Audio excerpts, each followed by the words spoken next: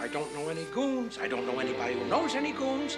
Well, I hope that you know somebody who knows these goons. Seeing as how I would not like to be deprived of the use of my life, I now must plead ignorance to all such matters. Lacey, you watch. Cagney, you play. Cagney, wouldn't hurt if you won. Can you explain to me about the 0 and the 00? Oh, no kidding. I win again, huh?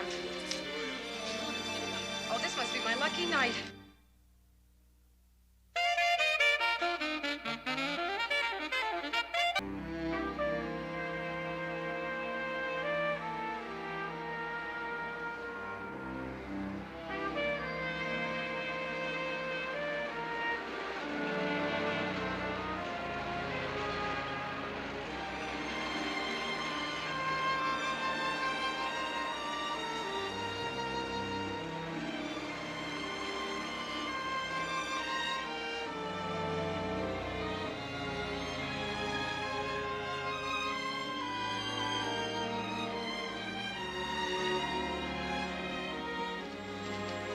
She's new in town, right? From East Podunk. An artist, yeah? Yeah. So she's coming home to a rundown tenement in Tribeca, naturally. Naturally? What do you mean by naturally? And it's not a tenement. It's a loft. Yeah, it's a loft. Victor, I said naturally because Tribeca is the location for the Strangler case we're working on. Oh, yeah, right. Okay, go on. Thank you. So anyway, he follows her home, forces his way inside, and tries to strangle her. It doesn't, see? She's too tough. Victor, why don't you tell the story? No, it's okay. Will somebody please tell the story here? The suspense is killing me. All right. He tries to strangle her, but she fights him off. She throws turpentine in his face. Oh, the old turp on the perp routine. I know it well. Isn't funny, Coleman. At any rate, we've now got a witness on the strangler. You see, Jennifer's the one who fought the guy off. Jennifer, what happened to Bonbon? I gotta go. What about the paperwork? I'll do it tomorrow. Hey, what's with the toolbox? He's installing a deadbolt lock in Jennifer's loft. Victor? What do you think, the third guy we saw? The fat one with 3 days growth? Yeah, maybe a statement will fly, huh? Yeah, if we get a morning court date and manage to keep him out of the bars. Mary Beth, listen, can you kind of step on it here? Oh, what's the matter? Well, I've got ballet tickets, 5th row center. Well, I'm trying as fast as I can. Why don't we do lights and sirens? You're not serious, are you? Well, then step on the horn here and cut off a couple of cabs. I gotta tell you, Mary Beth, you're the world's slowest driver. We'll get there. Don't worry. Well, it's 4:30. I gotta put this thing together by 7 o'clock. Well, your face? 5 minutes, of course. Oh, please, you don't know. Uh-oh.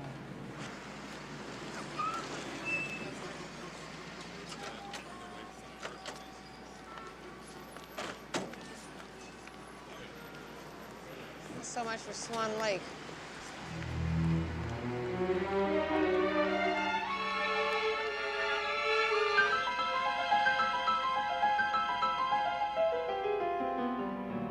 Do you know what could have set her off?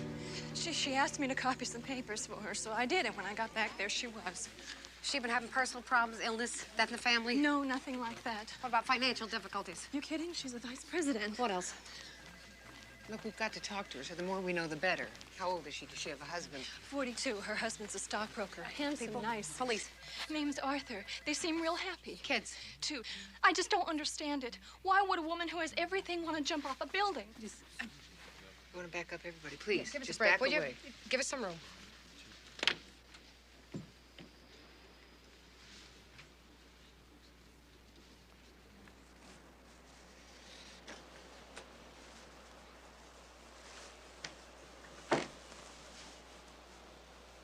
You want to take a shot at it? I'll call emergency service.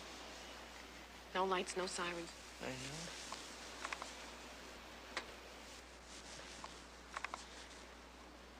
Mary Beth.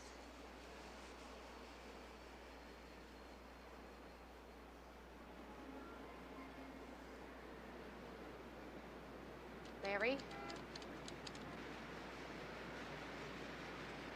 Mary?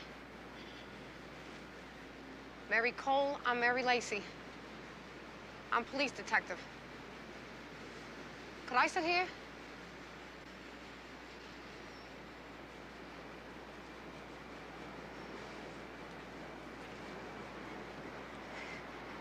I always hated that two Marys. When I was in 5th grade, my teacher, Miss Andrews, she used to call Mary Calzone Mary #1. Guess who was Mary #2? Anyway, so, I'm a cop now, and there's not a lot of us call Mary in the police department, I'll tell you that. Do you ever get that problem? You know, when you're feeling kind of lost in the sauce, maybe?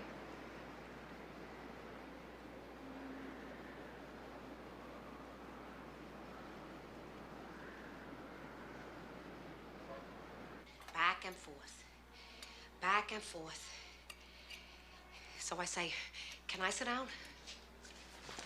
And I look down, 20 stories, Harv. Me and my mouse, the only thing between her and the street. So I start to tell her about Miss Andrews. She called Mary Calzone Mary #1, and I was Mary #2. Hey, Mary Beth, what happened? What happened? I don't know. One minute she's standing there, and the next minute I put out my hand, and she grabs on, and then we're in the room. And, oh, she's crying, Harv, and I'm telling her everything's gonna be okay. And it's better already, right? Oh, I'll tell you, Harv. And then I look back out the window. We were so high, Harv. We were so close. I don't even want to talk about it. Oh.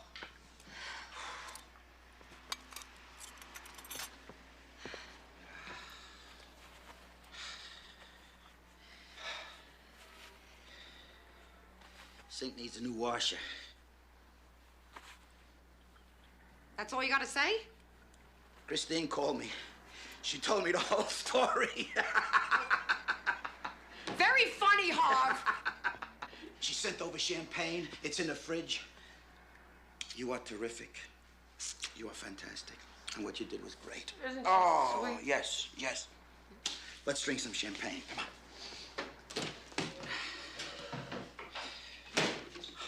Who you calling? Information for the hospital. She's there for observation. Oh, you're a social worker now, huh? Honey. Hey, what you did was really wonderful. I mean it. But you're not on city time anymore. You're on my time.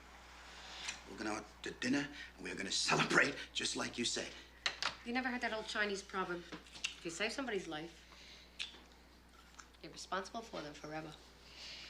I got a hot flash for you. You're not Chinese. And we're going to Luigi's. For pizza? I said fancy. We'll get anchovies. I'm sorry, I'm late. Christine, the champagne was perfect. We had the best time. I have the worst heartburn. So what's the daily activity report hold for us? Not much.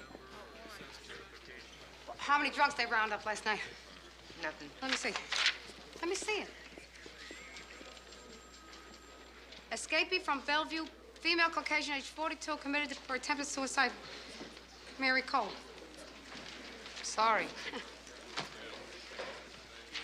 Mary Beth, you can't take this personally. Maybe the woman has problems nobody can solve. I hate it. She doesn't compute, Christine. Who tries to commit suicide when they just had their hair done? I don't rich people. Anyway, we gotta be in court in 20 minutes. We'll make it. Only if I drive. I think we should follow up on her. Mary Beth, what can we do? There's no crime involved here. Just leave her alone. Oh, human robot cops. Case is closed. Turn off the juice. What do you want? I want to know what's wrong with her. Well, could we do it after court? It's now 18 minutes. I bet you $2 they continue it again. You're on. Thank you very much. I hate it when you're right. Why didn't you turn up 8? Well, it's a nice day. I thought maybe we'd take a little drive. Where? No place special. We happen to be in the neighborhood by Mary Cole's apartment. What you happen to have memorized off this morning's activity report. I happen to have a very good memory. Well, could you at least drive a little faster? I am terribly sorry, but I'm afraid I'm unable to be of any help. The lady of the house left before I came to work here. Left, miss. Yes. She and her husband are, how do you say, separated. Where did she go? I do not know. Monsieur Cole does not confide in me. Well, may we speak with Mr. Cole?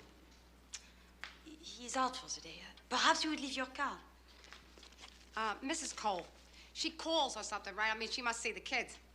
No, as far as I know, she does not speak with the children. What about mail? Where do you send the mail? It is not memorized, madame. Could you try to be a little helpful here? S'il vous plaît, mademoiselle.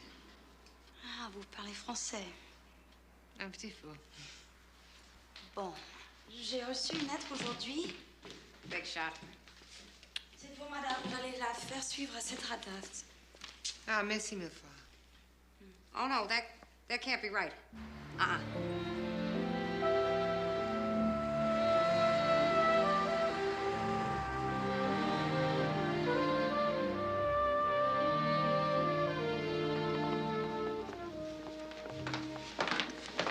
Vice president of a company doing a dump like this. This is a very confusing woman.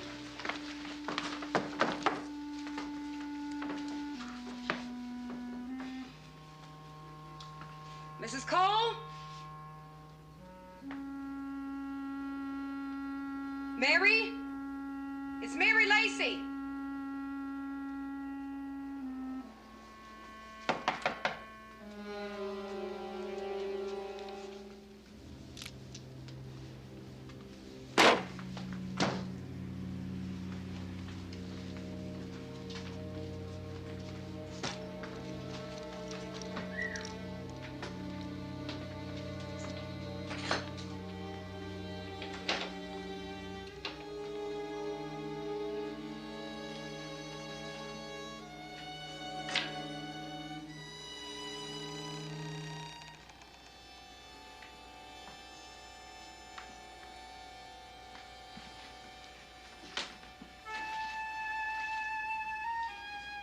Christine? Look here.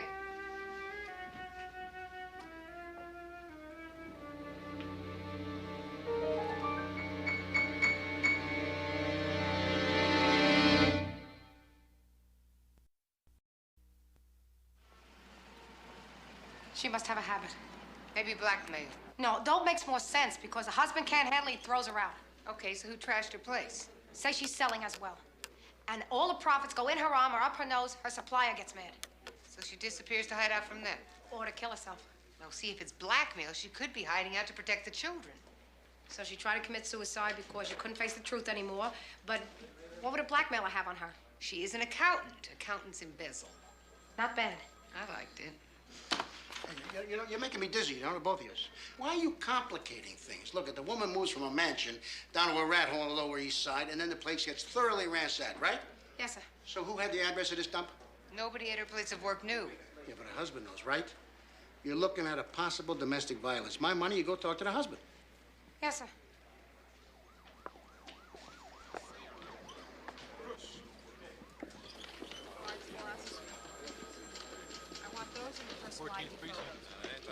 It's all set up. They're bringing them into the lineup room now. I'm ready. You sure? This is big time for a girl from Charlottesville, Virginia. Okay, let's get it over with then. I'll be all right. Honest.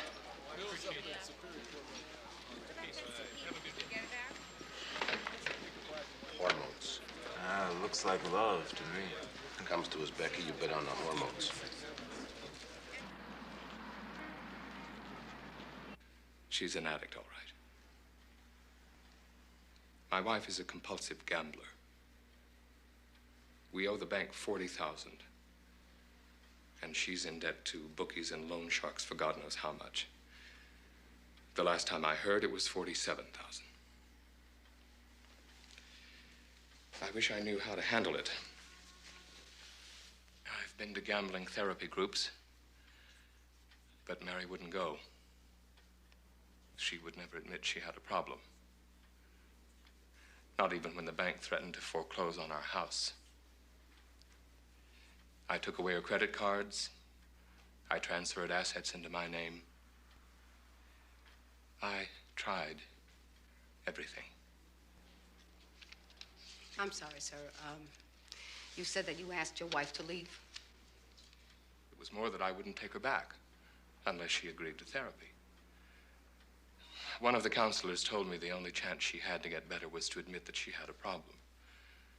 And for that to happen, she would probably have to hit bottom. I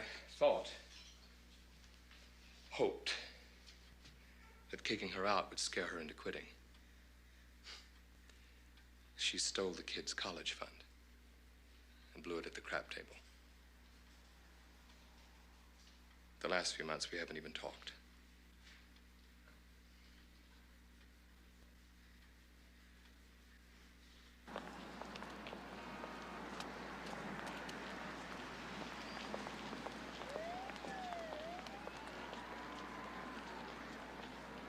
Loan sharking. It's the world's second oldest profession.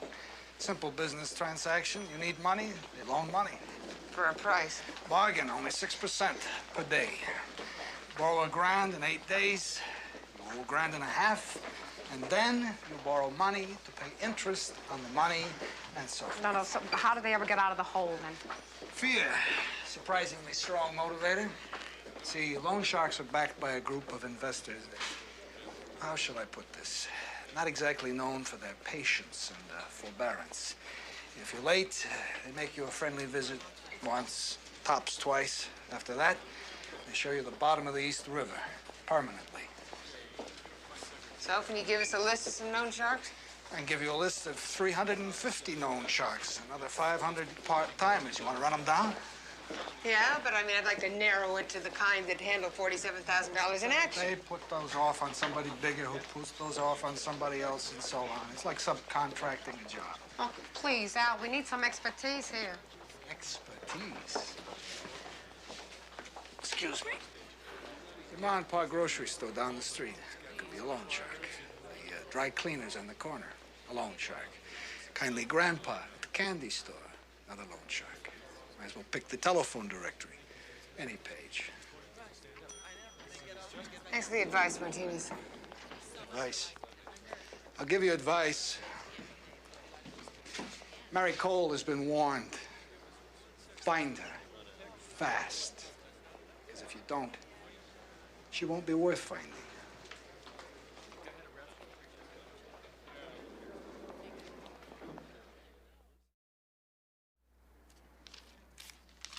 Okay, now you gotta use some imagination here.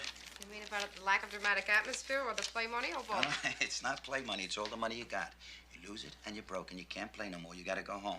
See, it doesn't matter whether it's dollars, pennies, matchsticks. It's what you got. And when it's gone, that's it. You got 20 grand.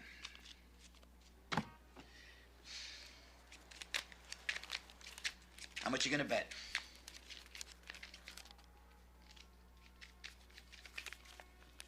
$10. Big spender.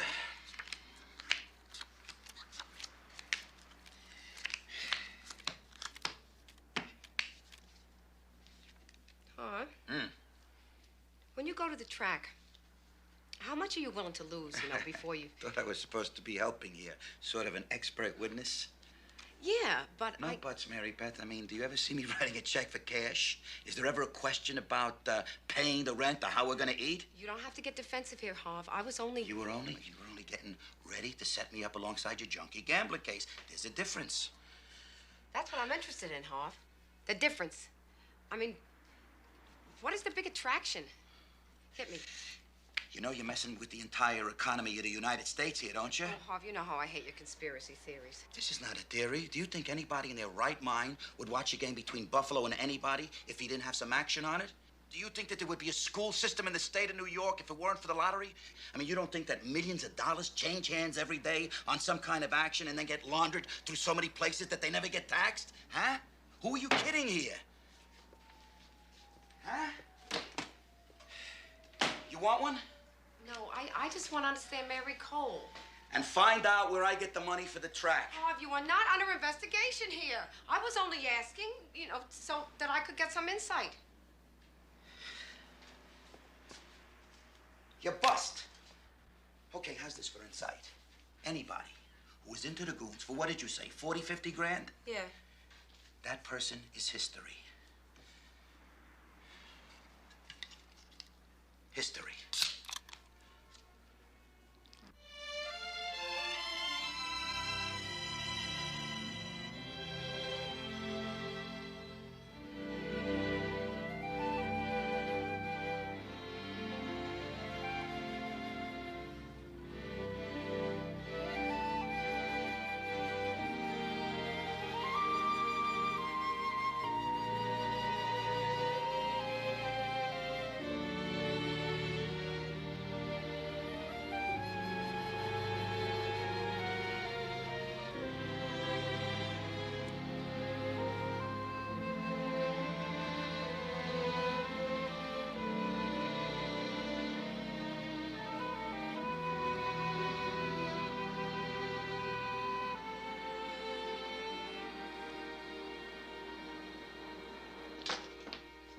I called the phone company. They'll get back to us in 10 minutes. You all right? Yeah, I couldn't stay in that room. You believe those guys? And they say women gossip. Oh, yeah. So, what do you think of the new hot couple, Jennifer and his Becky? Huh? I think it's a real improve on Bon Bon. I mean, what kind of a grown man go out with a woman named Bon Bon? Christine? Coleman's making book on it. The smart money's bidding on 2 months or less. I don't think it's any of our business.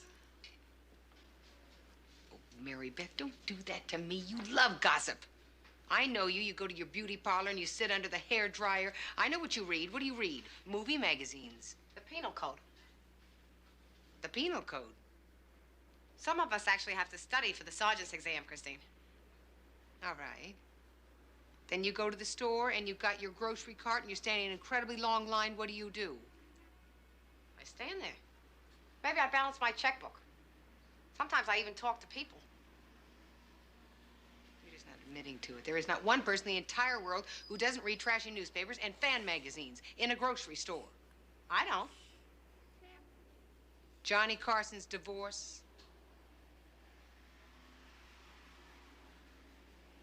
That cute young doctor that Mary Tyler Moore married. Liz Taylor. She broke up with that guy. Did you see how skinny she got? You got work, Christine. Personally, I like Liz better as a brunette.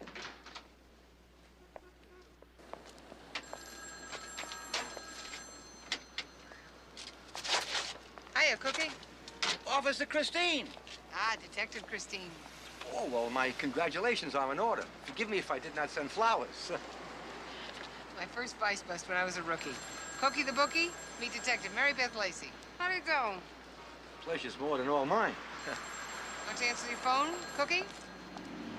Wrong number. We heard you moved to Las Vegas, Cookie. Las Vegas. Yes, indeed. But the climate was not convivial to my constitution. We're looking for Mary Cole, Cookie. Who? Mary Cole. We found your name in her apartment. So this is a crime? Better there than on a bathroom wall. We found her apartment ransacked. Please, you do me an injustice. I am not the ransacking type.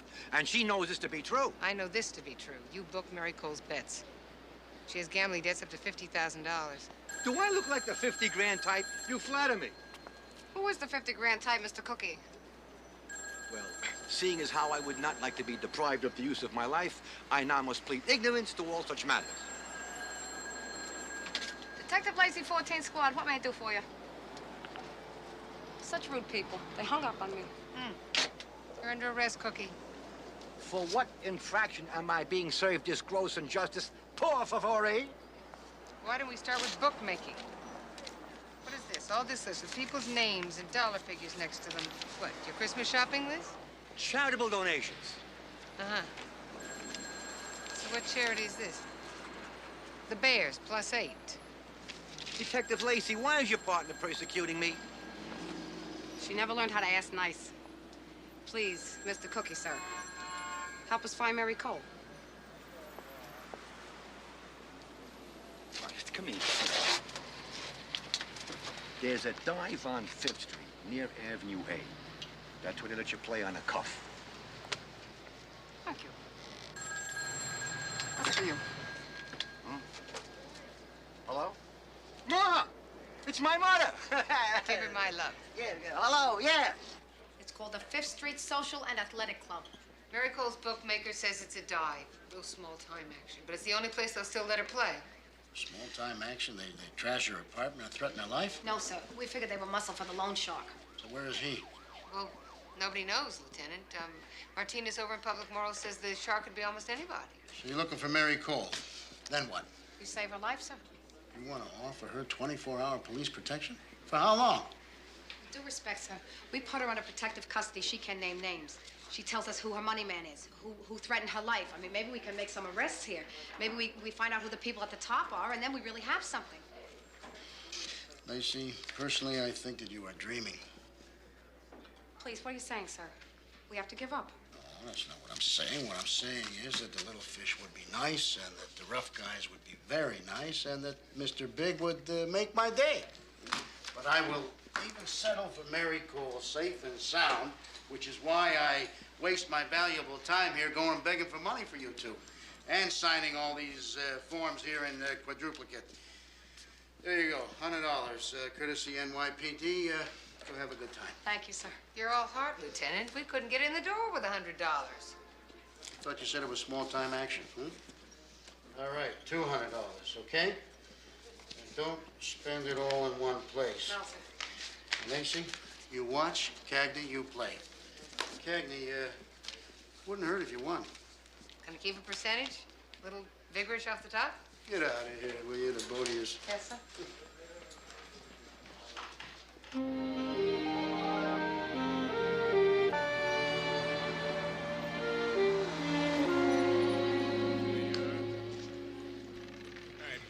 Thank you.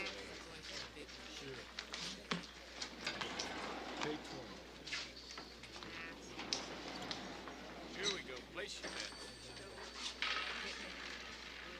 There you go. Here we go. Blackjack. Jack's still the better. All down. Here we go.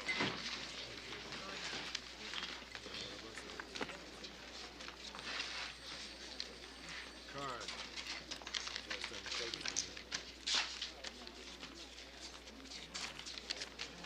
100.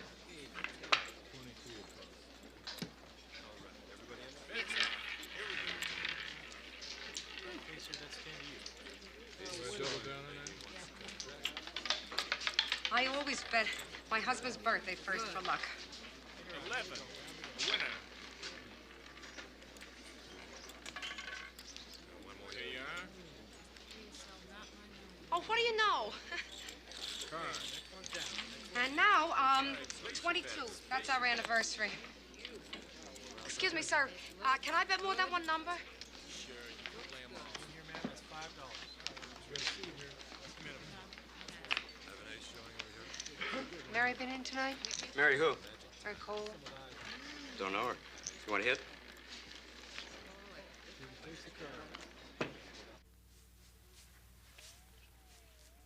Hey, hot date with Jennifer tonight? You two are a real item, aren't you? Hey, come on, man. Leave me alone. I'm trying to comb my hair. Where are you taking her, Victor? Around. Around. Rangers game? Probably. Well, look, there's this new place in Little Italy. Romantic. Wine and wicker baskets, candlelight. Come on, Petrie. Is Becky's idea of fine dining is all you can eat, $4.95. Hey, you guys knock it off, huh? What do we got over here? An art show. Look at this. Kinetic sculpture. The historic application of the paperclip in conceptual art. It's a breakthrough in postmodernist expression. Yes. Yeah. Like you.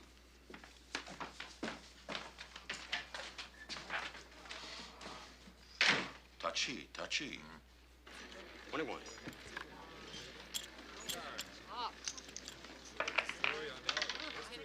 Oh, no kidding. I win again, huh? Oh, this must be my lucky night. Boy, I wish Mary was here. She would love this. That wheel is hot. Excuse me. Want to buy me a drink, Doris? Thank you very much. Place your bet. What do you need? Card. Thank you. Okay.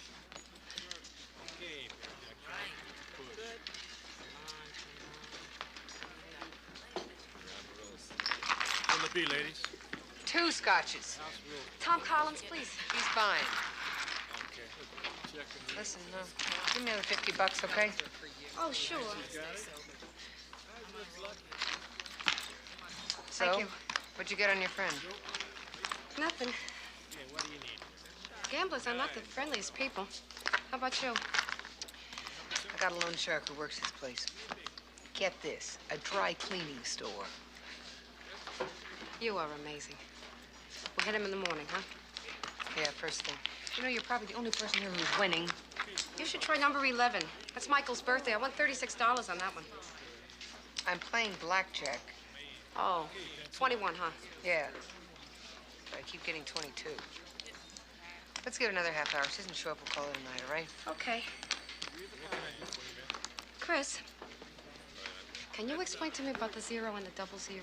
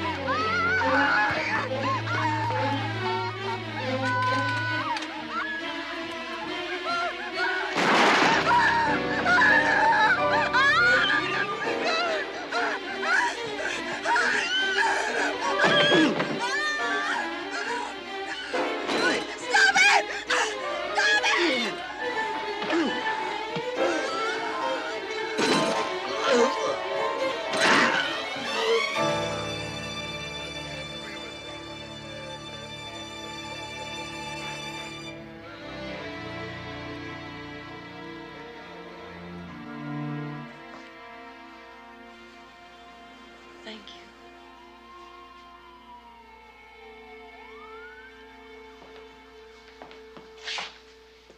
you.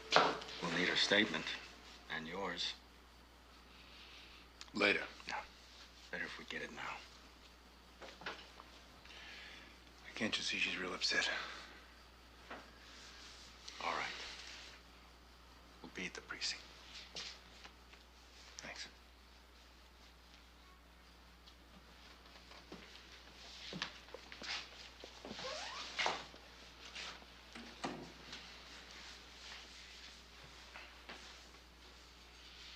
Hey, don't worry. I'll get you through this as quick as possible. Hey. Hey. Come on, it's all over. He's not gonna bother you anymore. Don't. I just wanted to hold you. I'm sorry. I just don't want to be touched right now.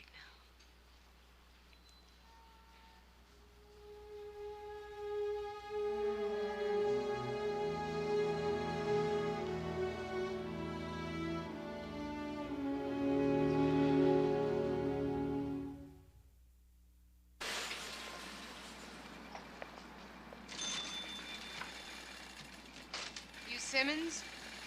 Yes. What can I do for you ladies? Detectives Cagney and Lacey, 14th Squad. Oh, well, nice to meet you ladies. At Simmons, there's always a discount for New York's finest. Oh, yeah? You also give discounts to customers from the 5th Street Social and Athletic Club? Mr. Simmons. Never heard of that place. Hey, you should leave this here. I can get this spot out for you. Hey, you want to cut the song and dance, Simmons? You're a loan shark.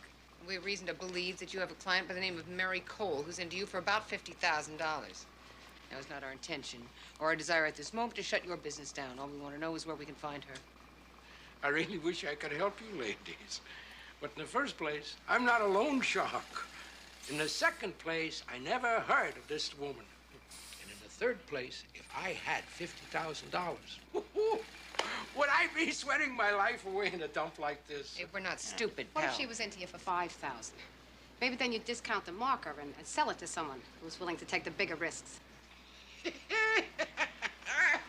You girls, you've been watching too many cops and robber movies. Don't get flip with me, mister. Hey, lady, come on, look around here, will you? I'm a dry cleaner. Simmons, you look over here. See, my partner's getting very impatient. So I'm going to lay it on the line for you, okay? Someone sent goons after Mary Cole, and we want to know who that someone is. In the first place, like I told you, I am not a loan shark. And in the second place, like I told you, I don't know anything about your friend. And in the third place, I don't know any goons. I don't know anybody who knows any goons. I'm a dry cleaner, get it? Well, I hope that you know somebody who knows these goons. Because we're coming back. And if anything happens to Mary Cole, you will be opening a new branch on Rikers Island. You get it?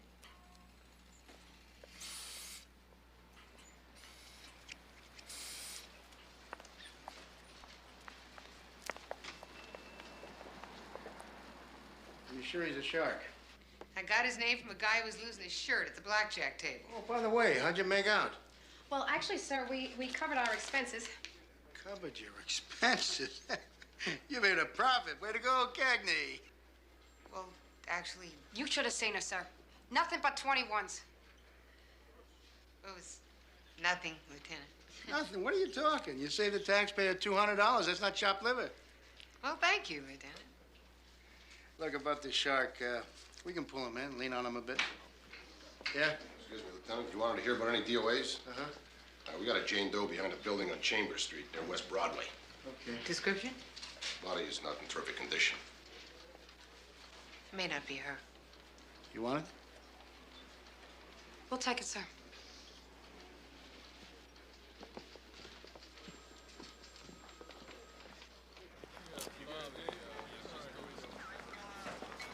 You know who you're looking for, right? Yes, we can make a visual ID. The body was found in its garbage dumpster. Looks like she's been there a couple of days. How bad is it? Nothing you want to look at before breakfast. I gotta say, this one's not too bad. Really, it's not too bad. As long as you know what you're looking for.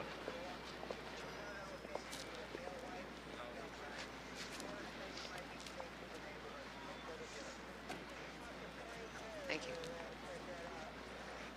Well? Her name is Mary Cole. C-O-L-E.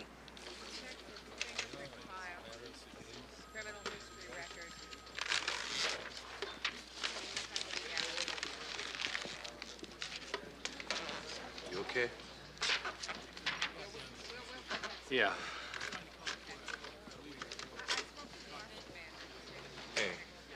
Hey, come on, Victor. It's not the end of the world. She just,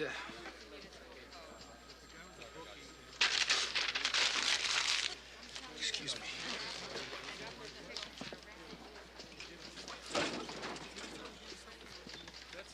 What's the matter with his Becky? Someone steal his Barry Manilow records? What's the matter? I say something wrong? Jennifer packed up and went back to Virginia this morning.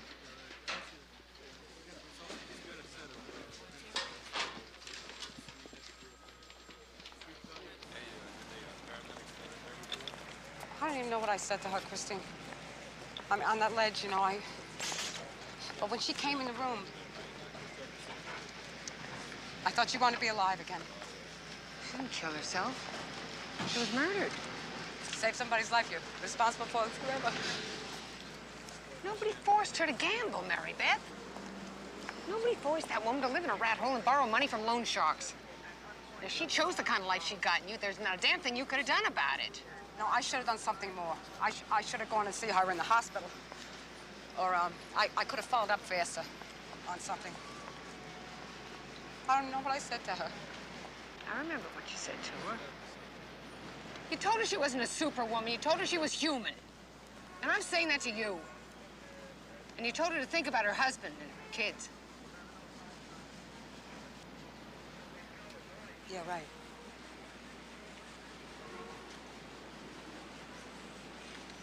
I want to do something, Christy.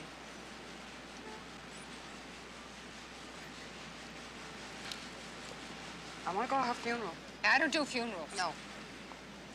You don't have to go. Fine, thank you. Hey, Chris. What? Give me the keys. What for? Give me the keys, I'm driving.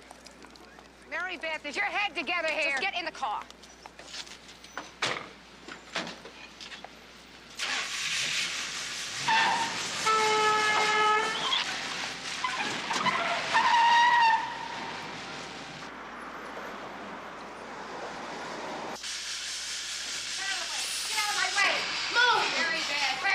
Hey, what are you doing? Stop. What's the matter with you? She's dead, bozo. I told you I don't know the lady. I never heard of her. I got nothing to do with that lady. Yeah? No. Mr. Simmons, I have never seen my partner quite this upset. It's murder now with special circumstances. All right, that's a capital offense in New York. Yeah, and somebody's gonna pay for it, and you're the only name I got. Yeah, but I didn't do anything. I didn't. Well, then tell us who did. Well, how should I know? In the first place, I'm not a shark. In the second place... Shut your mouth. In the first place, I don't care. In the second place, I don't care. In the third place, I don't care. Look, you're gonna put me out of business You're here. already out of business, courtesy of the NYPD. I really don't know anything, I swear. Huh? It's all done with contacts, cut off men. I don't know anybody big. So give us a contact. I do that, I'm a dead man. Come on, you saw what happened to Mary Cole. You knew it, didn't you? I want to talk to my lawyer! No need for that. Would have spread the word that he named names. Yeah. Yeah, but I'd... Oh, my God, you know what they're gonna do to me! We have an alternative. We have a witness protection. No, he don't qualify. He doesn't want to be a witness. Oh, too bad.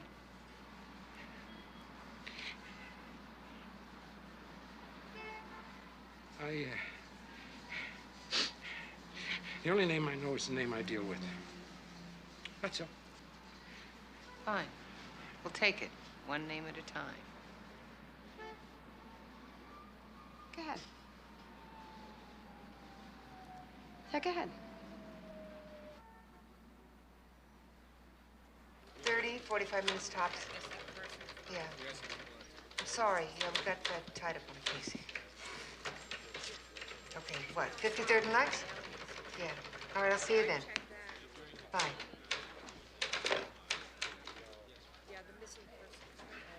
We can finish that DD5 in the morning. You go ahead. I'm almost finished. You sure? Mm-hmm.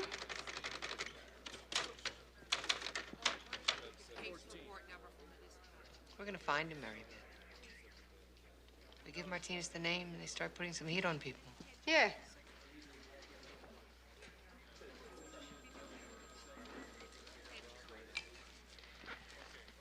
Well, I'll see you in the morning then. Night, Chris.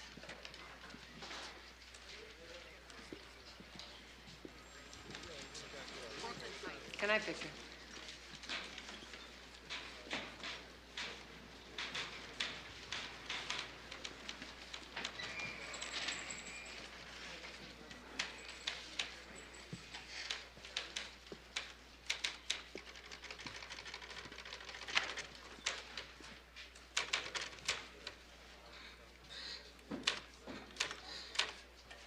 What's on your mind, Victor?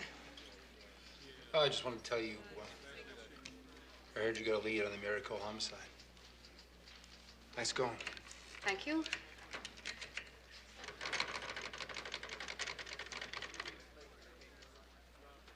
Is there something on your mind, Victor? Nah. I heard about your friend. I'm sorry.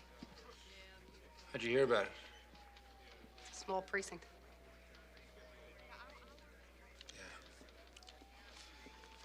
Well, she'll come back for the trial. Who knows? Maybe. Yeah.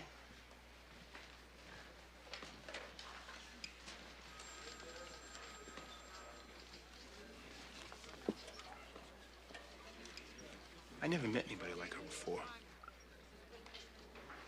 She was delicate. Like, just delicate. But I guess it was too much for her. I tried to tell her there were good things in the city, too. I tried to protect her. I even installed a deadbolt lock on her door.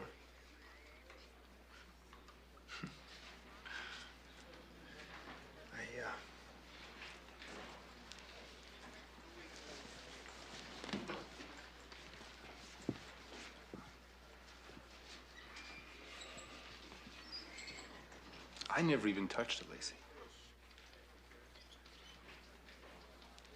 I think you're wrong.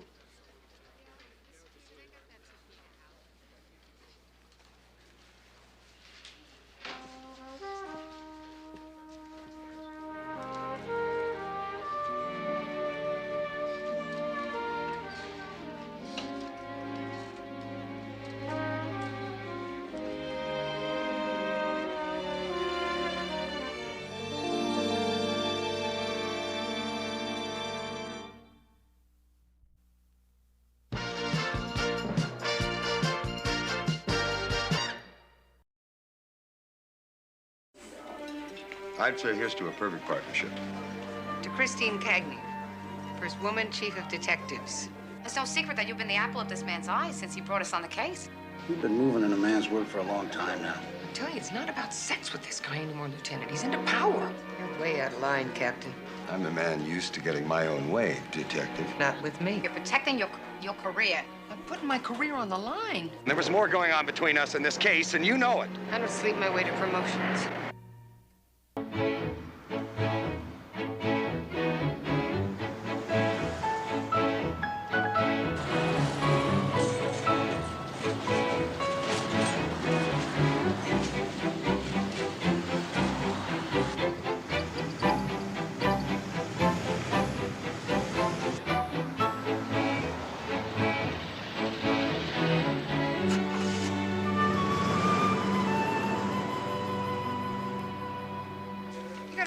Coleman, 2 plastic ashtrays? You're not even being reasonable. Is that your ashtray? Yes, it is. Who said life was reasonable, Cagney? The serial number doesn't match the one that was assigned here. I know. I switched with Uzbeki. 20 years, hard labor. What you disorganized slobs fail to realize is this, and I quote, NYPD Regulation Number 5C301 requires a quarterly inventory to confirm all department-issued goods are present as assigned. That means no trading, kiddies. Yellow is Uzbeki's new favorite color. What those ashtrays accounted for, Cagney? I don't even smoke, Coleman. It's only 2 plastic ashtrays. How am I supposed to know? Well, here's one. It's wrong serial number. Look, you gotta figure it out. The point is that all issue not in use is to return to the property clerk's department. You understand? In other words, if you can't come up with the goods, you have to reimburse the department. It's that simple. Looks like you're going to have to ice Bloomingdale's account this month, Cagney. Oh, what a shame, Victor. And I had such a nice birthday present picked out for you. Really? Underwear with days of the week on it, studded in rhinestones. I tell you what, Cagney, I'm going to save Mondays and Fridays just for you. Oh, no, I wouldn't want you to deprive Bon. Lieutenant, watch the face. Can you believe Coleman? He's hyperventilating over pencil stubs. Oh, give the sergeant a break. He's doing his job. You two ready to handle a very hot potato? The reward for which is you get to keep your jobs. Oh, that sounds like a very good incentive to me, sir. Certainly an offer we can't refuse. Right. You know about the murder of the Hungarian diplomat? I read the papers, sir. Well, what the papers didn't tell you is the political pressure that we're getting to solve this one fast. Even the FBI's got their nose in on it, and Captain Jack Hennessy, the 21st, has been assigned to head up a special task force. You two got lucky. How so, sir? Well, Hennessy is the rising star of the department. Guy made captain at the age of 35. And now he's bucking for deputy inspector. That's great. Why us? I don't know why. Ask him when you meet him. Number 1 Police Plaza, 11 a.m. this morning. Thank you, sir. Thanks, Lieutenant. I hate this dress. Why did I wear this dress? Mr. and Mrs. Laszlo Tabori exited the Blue Danube restaurant at 9:30 on the evening of April 3. They were accosted by a gunman who, without provocation or warning, shot Mr. Tabori straight through the heart, stole his wallet, and ran. And the one thing we've got going for us is there were 6 witnesses in the vicinity. In addition to Mrs. Tabori, 2 other couples and an off-duty waiter witnessed the crime. But what we have in our hands here appears to be a random, cold-blooded... Well, I did say appears, Frank. Gentlemen, let me introduce... And ladies, excuse me. Detective. I stand corrected and duly chastised. Mr. Frank Oppenheimer, our liaison officer from the Federal Bureau of Investigation. Frank, do you have anything you want to add? I think it's imperative we not lose sight of the very real potential of political motivation in this case. Well, I'd say it's a little early to focus in on any one angle, wouldn't you say? We know this man was a freedom fighter in 1956 and turned on his compatriots. A lot of enemies. As I say, we have quite a list of possibilities. Detectives, your assignments read as follows. Feinstein and Hubble, you'll head up the decoy teams. Cagney, you'll partner with me in field investigations. And Lacey, you'll be the liaison officer here at headquarters. Cabot and Molaris, you... Yes. Pardon me, sir, but I was wondering if you could get a uniformed officer to handle the office, and then I would be available for the field work. Well, Detective Lacey, I appreciate the suggestion, but I've put you exactly where I want you. I need a trained detective who understands procedures and priorities to evaluate the witness statements and field reports. Now, Cabot and Molaris, you'll be checking out the gang activity in the area. Yeah. Check. Dolan, Moore.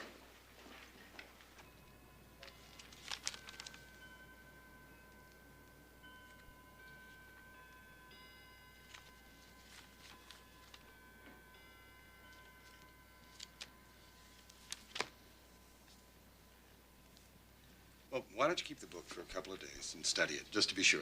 I have already told you it happened too fast. But you are sure he was Caucasian? I think so. Maybe Puerto Rican. Did he speak with an accent? Nothing. He said nothing. He said he was about 30. Yes. Young. Average weight and height. Yes. I didn't get a very good look at him. Now, if you'll excuse me, please, I have much packing to do. Mrs. Tabori, we would appreciate it if you wouldn't leave town until we get all this wrapped up. You must realize this has been very unpleasant for me. There isn't much I can do here. Please understand. Thank you very much.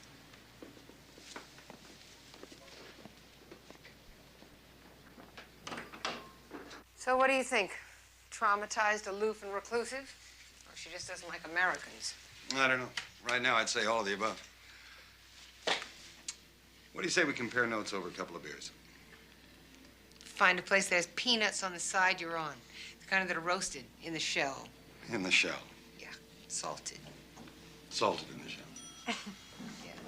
I'm serious, Mary Beth. Time is passing by, and we're not getting any younger. Harvey, you're depressing me. I just think we're kidding ourselves if we don't face up to the fact that we are not going to be here forever. You know when you started getting morbid like this? When Fast Eddie died. That's exactly what I'm talking about. One of us could be next. Do you know that if you don't leave a will, the state could take everything? Our money, Mary Beth, they'll build a lousy sewer or something. Harv, the kind of money we have, they'd be lucky if they get a drain pipe. Yeah? Well, all I know is it's our money and our stuff, and I don't want the lousy government sticking its nose in who gets it. Not exactly Rockefellers here, Harv. Now, what have we got that anybody would be interested in? What about the golden candlestick? Well, what are you going to do with it? I don't know. Leave it to Eileen in Chicago. Eileen? She's your third cousin. Well, my second cousin, once removed. You never even met her. I know, but my mother left her the other one. Mary Beth, it is solid gold. What is Harv Jr. and Michael going to do with one candlestick? Break it in half? Oh, they go down to the antique store and sell it, the same thing your second cousin from Chicago would do if she got her hands on it. And what about my bowling trophies? Oh, well, I thought that we would bequeath those to the Museum of Natural History. Oh, guy. Come on, guys! Jeez.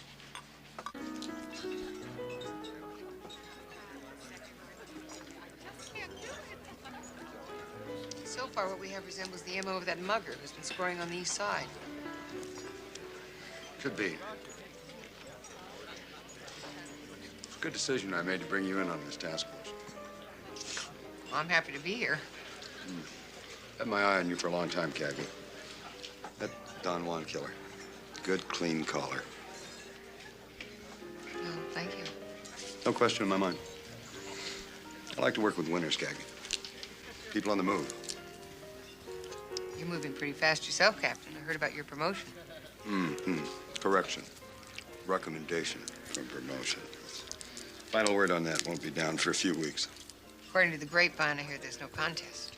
You can't believe everything you get on the grapevine. For instance, the word came down that you could be a pretty hard-headed prima donna to work with. Uh-huh. But I figured that any ambitious female is going to be fair game for that kind of dirt. Especially a very attractive one. Doesn't bother me. I can handle the temperament with the talent. Besides, I used to get those same kind of shots when I was an up-and-comer. I'd say here's to a perfect partnership. To Jack Hennessy, Deputy Inspector. Wait a minute. What about equal opportunity here? Here's to Chris Cagney. What? Okay. To Christine Cagney, the first woman chief of detectives. This case could make the difference.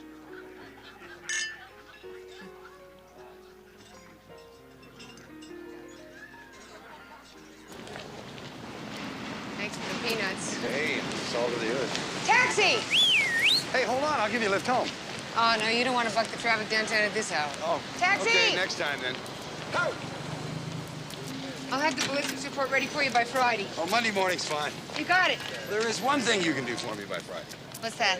You can pick the time and the place for me to take you to dinner. Oh, thanks. But I've got plans. I warn you, I won't take no for an answer. Good night. Night. Soho, please.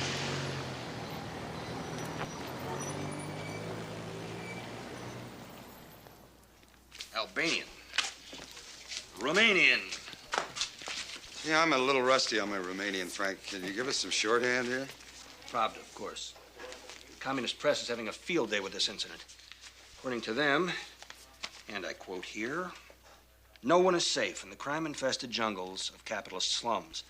I'm telling you, they're manipulating this for their own political advantage. Well, no question. But also, there's still no evidence to indicate that this is anything other than a street mugging. Lacey. With due respect, sir, I think maybe we're overlooking the possibility that something else could be behind this. I mean, maybe some personal motivation that we haven't considered. Like what? Well, if I knew that, sir, the case would be solved right now. What am I dealing with here? A woman's intuition? No, sir. I was presenting another possibility is all. Well, let's just say, until there's some hard facts to back it up, that this captain's intuition says you're barking up the wrong tree. Yes, sir. All right, that's it. Let's get on with it. Detective Cagney, I want to see you in my office.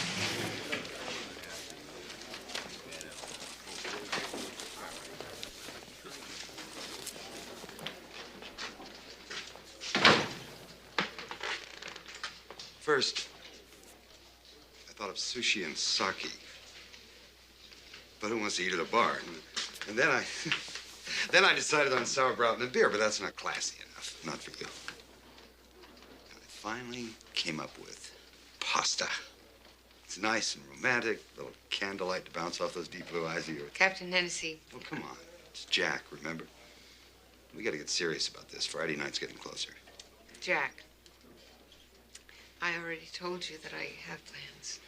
Well, look, if those plans are with some other guy, then I'm just going to keep you working late. You're going to have to stand him up and settle for me. No, that isn't it. Well, if a lieutenant's bugging you about reports, I'll get you out of it. What are bosses for? The truth is, Jack, I don't believe in mixing business with pleasure anymore. Anymore?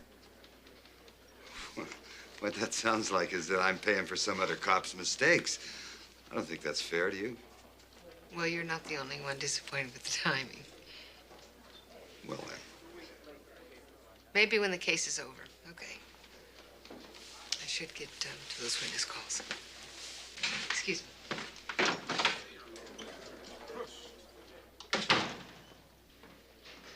There's a big 1-inch paperclip, and then there's a small 1-inch paperclip.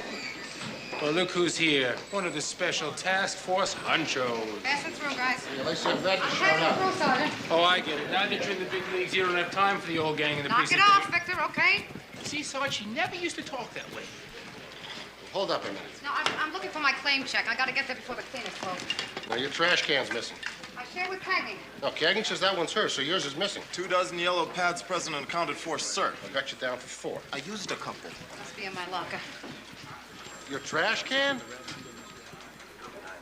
I don't know where my trash can is, Sergeant. Maybe I never had a trash can. Maybe my trash can was stolen. Maybe I threw it away. I hope I threw it away. Here is an interesting question. How do you throw away a trash can? Very existential, Victor. Very existential. I think our man's allergic to decoys. It's only a matter of time. Patience, kid. Patience. It's not my strong suit. Ah, look at it this way. Investigation's just like any other game.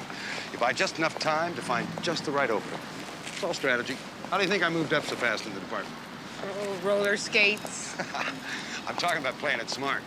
If you're serious about becoming the chief of detectives, you should learn the rules of the game. I'm doing okay. Oh, yeah? You're telling me that you're not frustrated because you haven't made the jump to the major cases squad yet?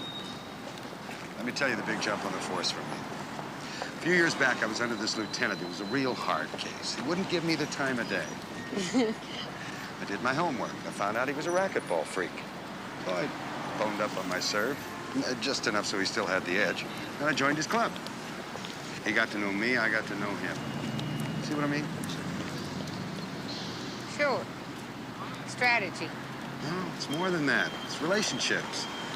Sometimes it pays to mix business with pleasure.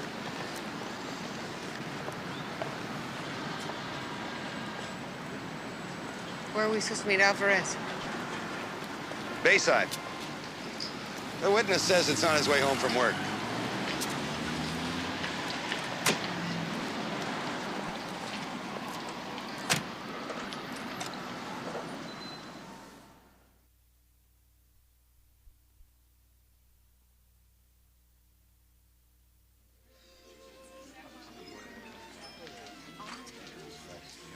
One of the couples, the Fairmonts, totally contradicted each other. He says that the gunman had his raincoat buttoned. Oh, come on, Chris, give it a rest.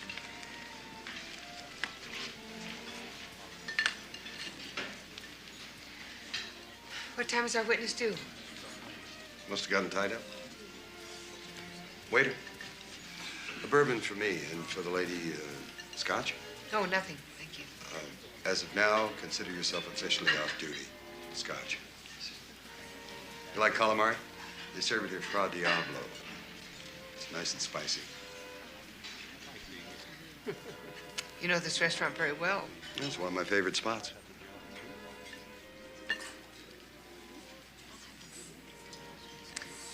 Our witness isn't coming at all, is he? Okay, I confess. You caught me in the act. You went to all this trouble just to take me out to dinner? I warned you, I don't take no for an answer. Well, it's very flattering, Jack. But when I say no, I mean no. But sometimes you're open for a little friendly persuasion, right? I'm not playing games with you. Come on, Cagney, you don't have to act the tough cop with me. You can wear the pants in public. In private, with me, you can let him down. You're way out of line, Captain. I'm a man used to getting my own way, detective. Not with me. I'm still your superior officer. And this wasn't part of the job description. Excuse me.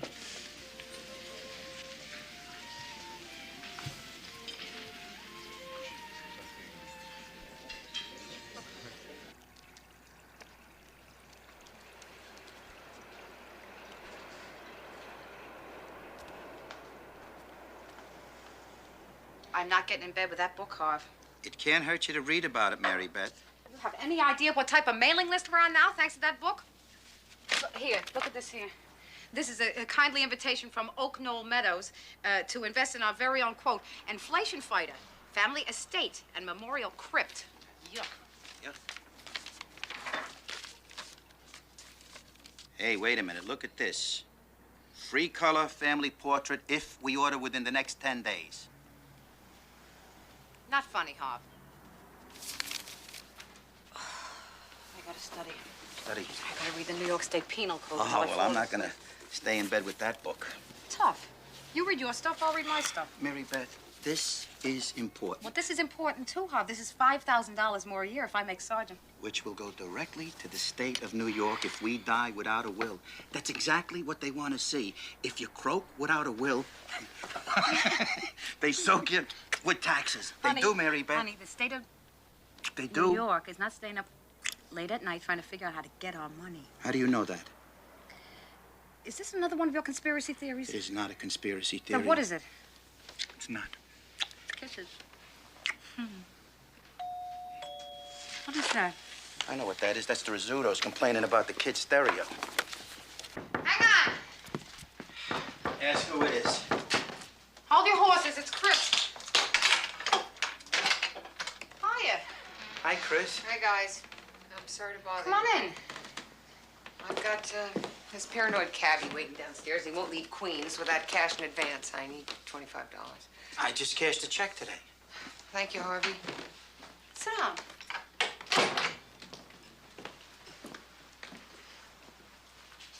Sorry, Mary Beth. I noticed that you and Captain Hennessy headed out together this afternoon. What happened? Nothing a cold shower wouldn't fix. Oh. Yup. He wouldn't even take you home? I wouldn't give him the satisfaction. I just left him sitting there nursing his bourbon and his bruised ego in the restaurant. The problem is I didn't have enough money for the cab fare to get back from Bayside.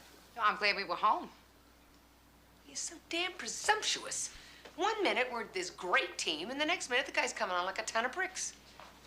Here you go, kiddo. Oh, thanks, Harvey. I really appreciate it. I'll give Mary Beth the money on Monday. No problem. I got a book to read. I better go. Frankly, Christine, I have to admit I'm not surprised. I beg your pardon? Well, it's no secret that you've been the apple of this man's eye since he brought us on the case. He liked my work. What was I supposed to do? Make sure he knew that you weren't interested. I never led this man on, Mary Beth. Well, as long as he's clear about that. What do you think I'm doing on your doorstep? Thank you for the money. Excuse me. See you Monday. Good night.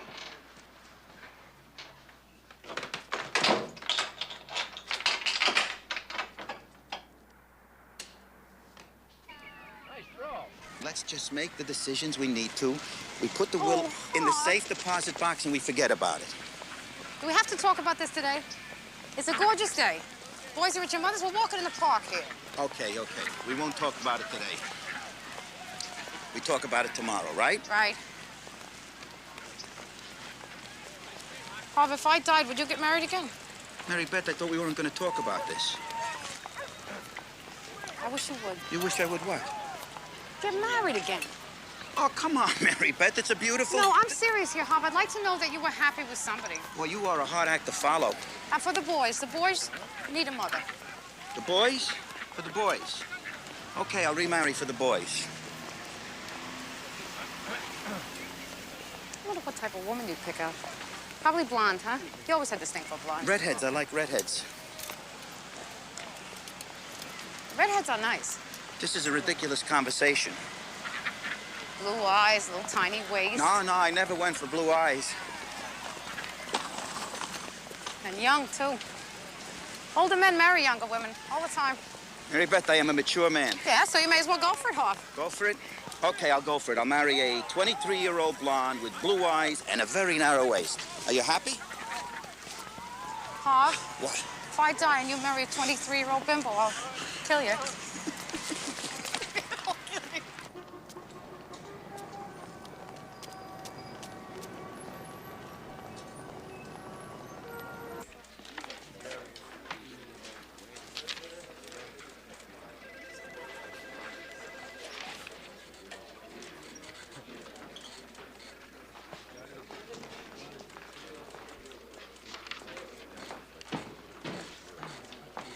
Morning, sir. Morning, Captain.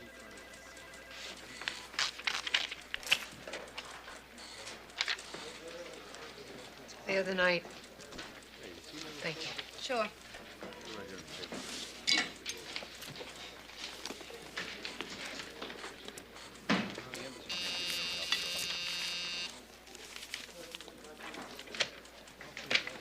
Cagney? Yes, Captain. I'll be right in.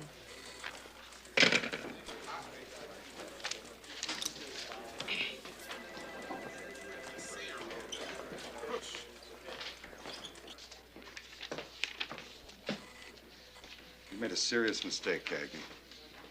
I don't think so, Captain. I'm still your superior officer, a fact which seems to slip your mind. Now sit down.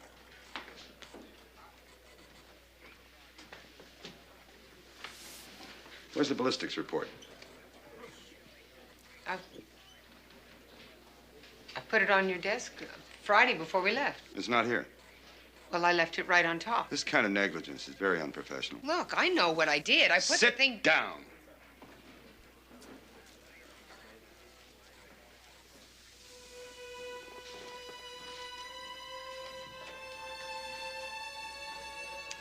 Is this because of Friday night? Friday night never happened. Now, I want that ballistics report on my desk by tonight, or else there are going to be serious repercussions. Come on.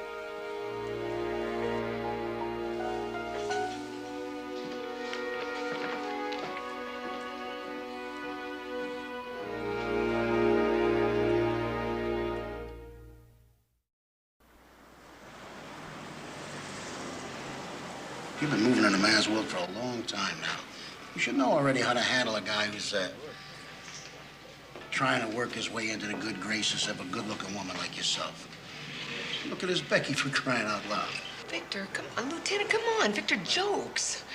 This man is serious. What's the difference? They both got the same thing on their mind. There's a big difference. When a man's coming on to a woman, he sends her a bottle of wine, a couple of roses.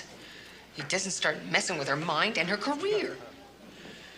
I'm telling you, it's not about sex with this guy anymore, Lieutenant. He's into power. That's a strong accusation. You're damn right it is. And I'm not imagining it. Well, I'm not saying that you are imagining it, Hennessy. It's just that...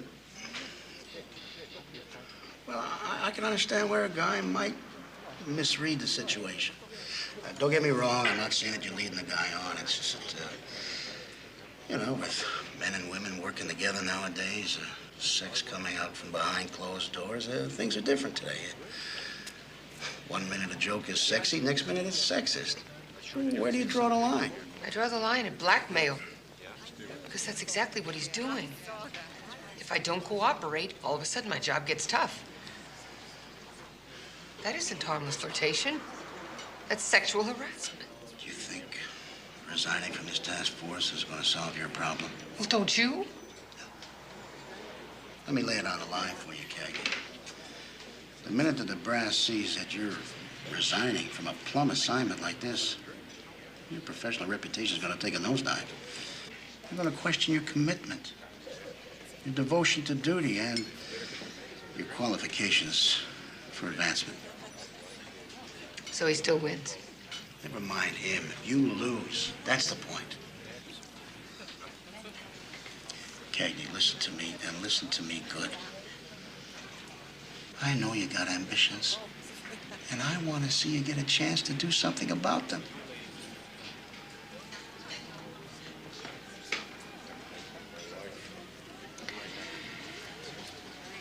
Well, thank you, Lieutenant.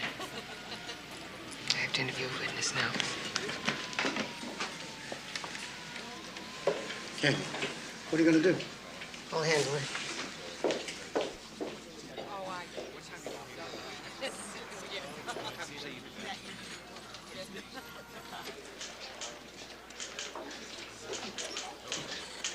Who's they got in there now? L. Alvarez, the waiter from the restaurant. Hennessy's wasting his time.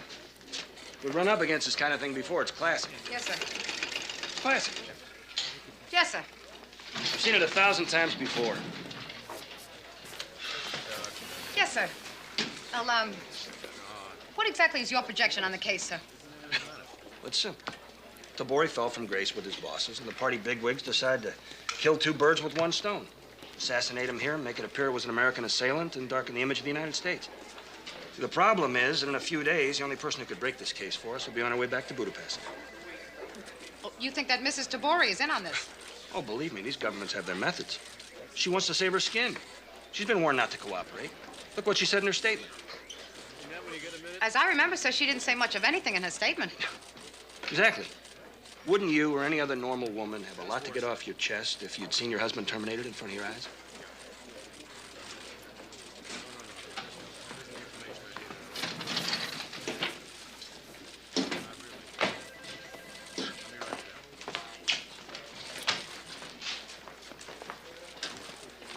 Christine, Oppenheimer thinks... Lacey, will you check out this ballistics report and see if you can find any inconsistencies with the witness statements? Yes, sir.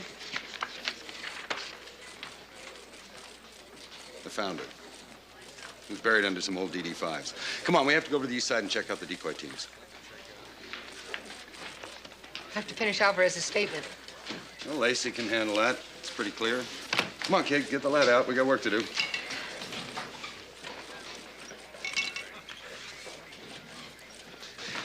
Excuse me a minute, Captain. Christine, the gunman said what? Wrote it phonetically.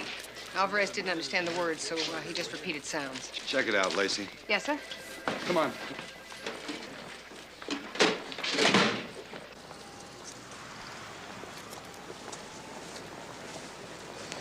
I think it's time we buried the hatchet. What do you say? I mean it. Got a lot on my mind lately.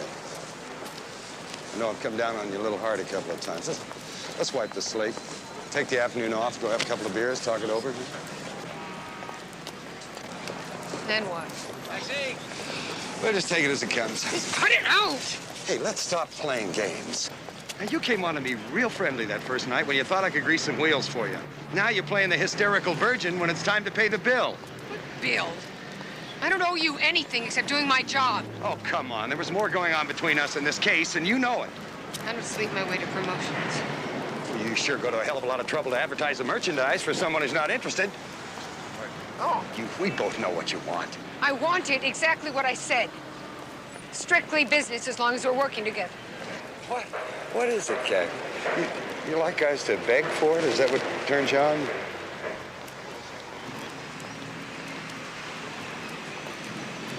You'll never know, Hennessy. You blew it. Don't mess with me, Cagney. Come back here. I'm still the one responsible for your evaluation on this job, and don't you forget it. Cagney! Cagney!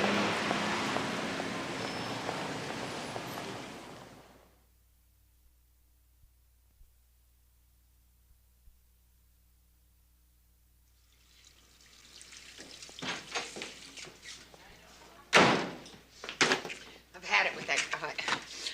Would you look at me? I got him. Damn it. Sorry. Thanks. Any guy I know? Yeah, we're working for him. You know what ticks me off? I really thought I had this whole thing under control. I did everything that those women's magazine articles tell you you're supposed to do. I let him down gently. Made sure that his precious male ego knew how flattered I was. And I was firm. I never faltered. Even in the beginning when I thought oh, what does it matter? Didn't make any difference anyway. You don't need that stuff anyways.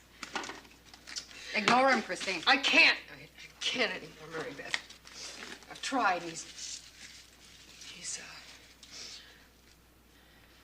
making sure I don't. What are you talking about? Scared about my file. He could write down anything he wanted there, and people will read it. They'll think I'm a lousy cop. Now, wait a second. I don't think... Lacey! Oh. You in there? Send out telegrams or what? Yes, I'm in here, Agent Oppenheimer. Some professor from City College on the phone? Something about some translation. Thank you, I'm coming. You gonna be all right? Yeah. Yeah? Yeah.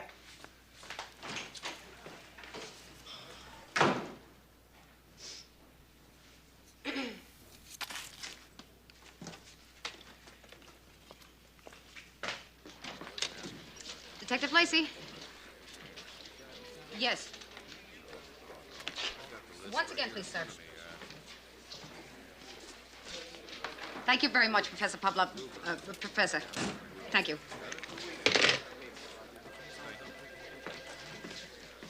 Christine? That was Professor Pavlovmany. He's the head of Slavic languages at Sid College. Who? It wasn't Russian. What wasn't Russian? The thing that Alvarez overheard, it's Hungarian.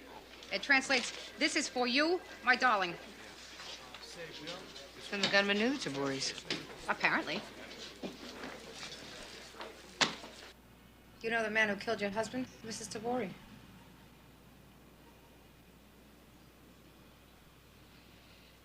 His name is Belo Belosov.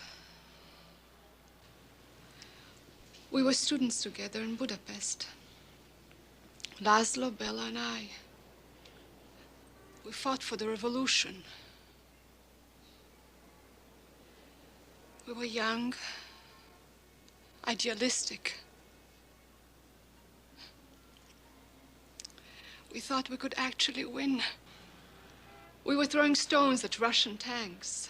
They crushed us like an army of ants. Bella and I were planning to escape. We were lovers. You and Bella saw? Yes. Laszlo was jealous. He informed against Bello to save his own skin. As soon as I saw him outside that restaurant, I recognized him. And I knew exactly what he was going to do. And I don't blame him. You don't blame the man who murdered your husband? No. It has always been a marriage of convenience. Don't you see, I had no choice.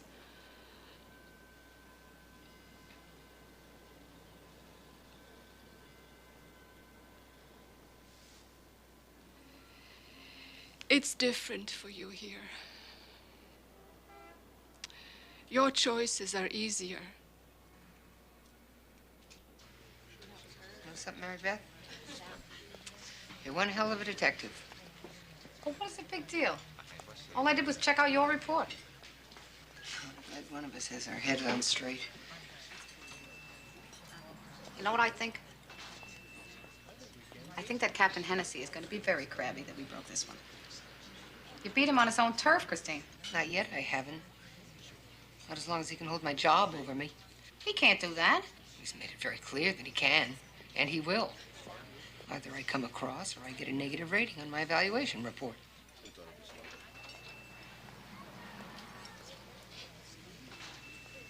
He's not going to get away with this. I got his number, and I'm going to use it. I've got it all planned. I'm going to set him up. I'm going to make him believe I'm going along with this, and I'm going to go to his apartment with a wire, and I'm going to get him on tape live and loud. That's illegal, Christine. That's entrapment. No kidding. It couldn't happen to a nicer guy. No, Chris, you have to go through channels on this one. You have the law on your side. You filed charges against him, discrimination charges for sexual harassment. You don't think I haven't already considered that? Well, then do it. You have to do it. He's using the system against you. You turn it right back on him. It is not that simple, Mary Beth. I'd be challenging my superior officer. That'd be my word against his. And the lieutenant's word, right? You talked to him. Yeah. Yeah, and Harv and I can testify to when you had to come back from Bayside in the cab. You get a diary with dates and times that he came on to you. Yeah, you know what happened if I do that? I get a rep for being a hard case by busting one of my own. Charlie always told me the one thing you never do is rat on another cop. You're not ratting on another cop. You're protecting your career. The hell I am. I'm putting my career on the line. Jeopardizing my future, Mary Beth. I don't know if I'm ready to do that.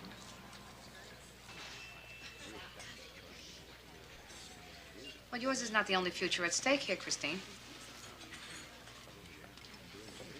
10-1, you were not the first female officer that he came on to. So you're going to be the last one or not?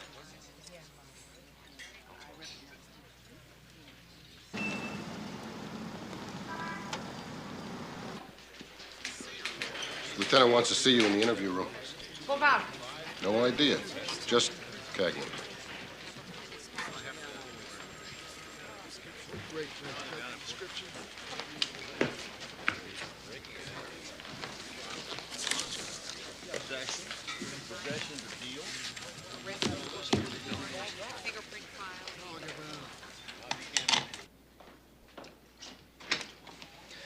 Hi, Detective Cagney.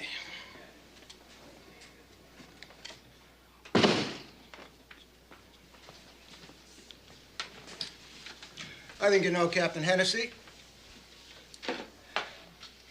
I thought it'd be a good idea if we could clear a little air here. Let me be frank. I don't like the department's dirty laundry aired in public. Granted, the two of you have a problem, but I don't think either of you is prepared for the gaffe if this thing goes to trial.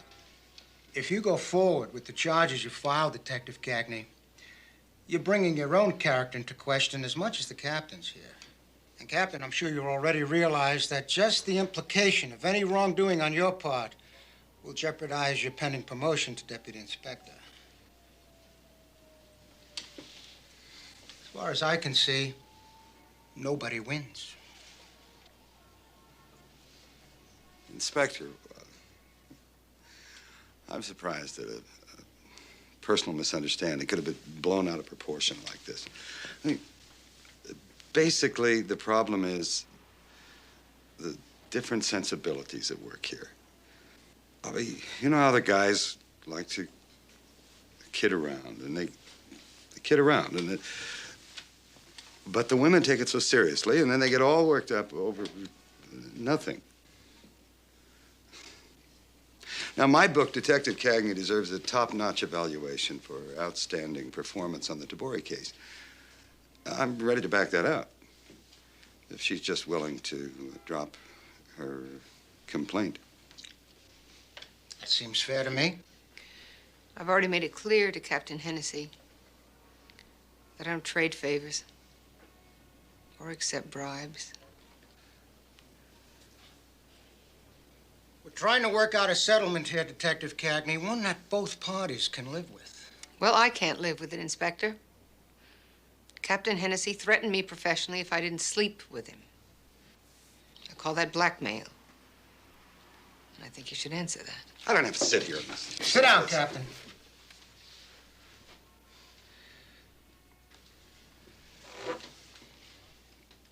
There are times when personal ego and reputation need to be reconsidered for the benefit of the department. I think this suit is for the benefit of the department, Inspector. Otherwise, I wouldn't have filed the charges. And that's your final word? Yes. Then I think we better stop wasting our time and get back to work.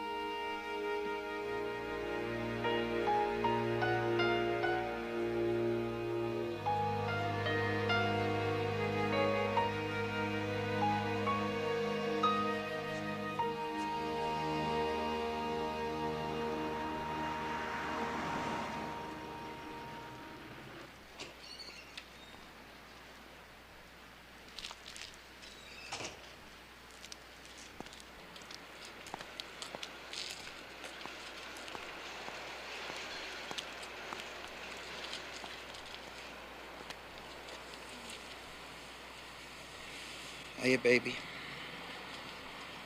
Michael said you were up here. Yeah, I just been thinking. Yeah, me too. And I think you're right. And we'll do the will. That's good, Mary Beth. We'll do it tonight. Tomorrow night. Tonight. We dance. Dance? Tonight we dance because I decided we are not gonna die. You know why?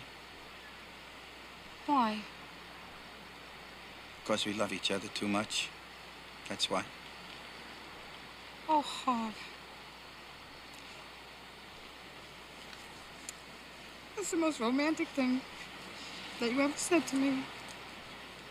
Second most romantic thing. Yeah, what was the first one? Huh?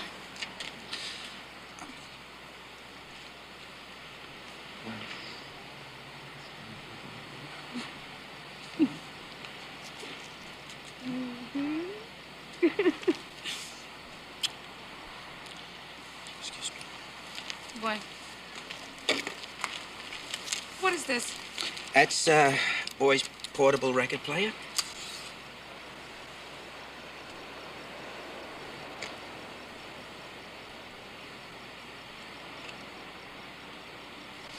Oh.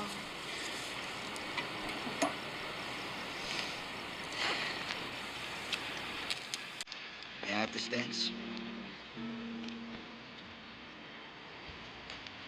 Oh. Oh.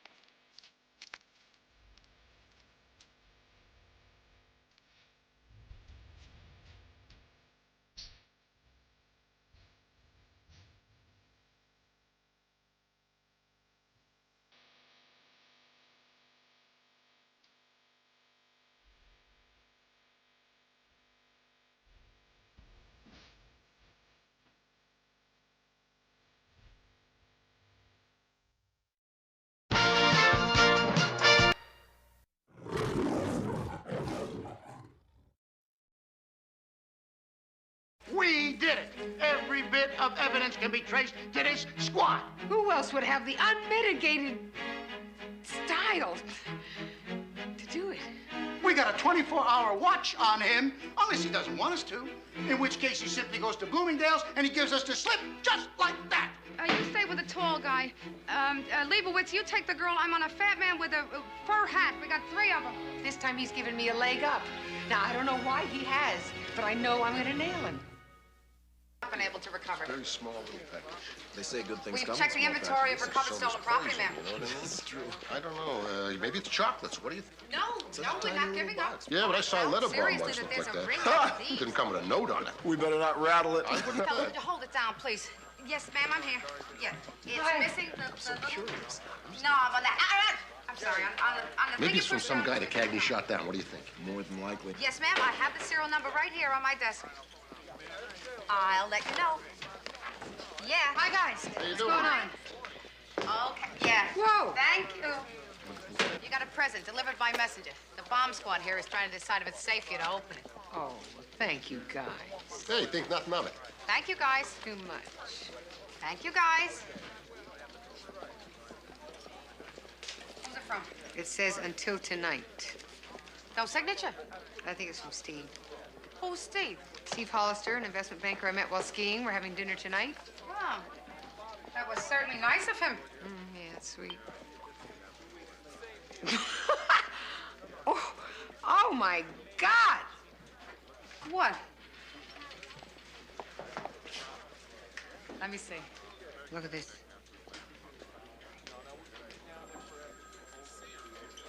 Are they real? Sure looks real to me. Oh, this is ridiculous. Oh, what's the matter? Is that your right size?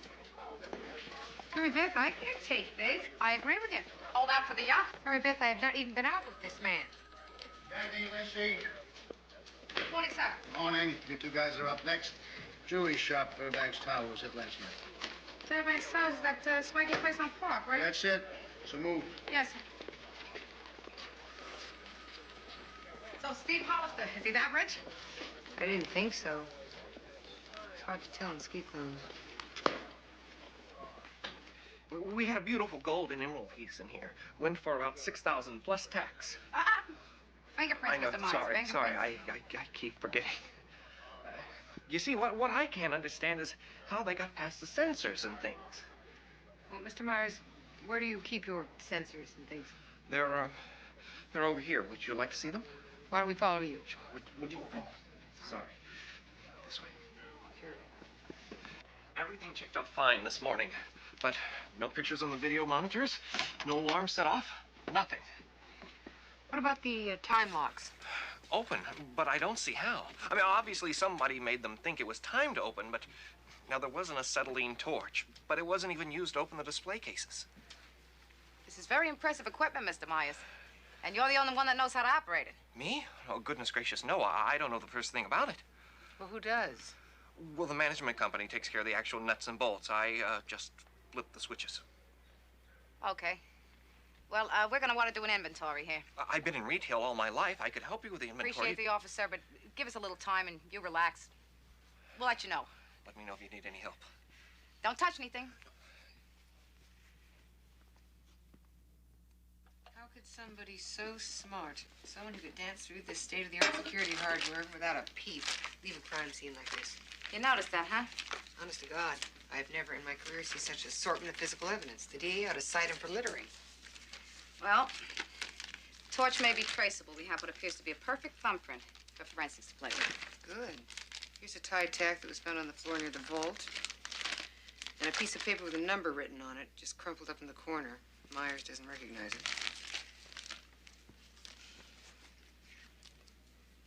What's your feeling on Myers? You mean an inside job? I doubt it. I think the poor man has trouble tying his shoes. Yeah. So we're about done here, yes? Yeah. That's it. How's it going? Is Becky on vacation? Quiet. 5 days along with Bonbon in the Bahamas, some vacation. Bet she comes back losing 5 pounds. He took a large bottle of vitamin E with him. I wonder if that's enough. No, ma'am. Not yet. What do you remember? You scratched the name Rosebud on the back of the toaster oven. Yes, I saw the picture. Well, thank you for your clue, Mrs. Valenti. I'll pull back just as soon as I have something, yes. Bye now. Why don't you just ask the woman to stop bugging about that damn toaster oven? Well, we kind of got friendly. She didn't know how to make anything except on her toaster oven, so I gave her a couple recipes. Such a tough cop. Your attention! I have an announcement to make. I am pleased to report that the Fairbanks Tower caper is solved. Solved? Who did it? We did. I beg your pardon, sir. We knocked over the Fairbanks Tower. We did. The whole 14 squad, the entire 14 squad. We did it. According to the forensic report just delivered to me right now, we did it. Every bit of evidence can be traced to this squad. For example, the acetylene torch traced by purchase order delivered to one M.B. Lacey. And the number on the wadded up piece of paper turns out to be a payroll number of the NYPD belonging to Ronald Coleman. And the desk guard at the Fairbanks Tower has one signature in his sign-in book that he cannot account for, and the name is Marcus Petrie. And the thumbprint. Well, they ran that through the R&I computer. And guess what?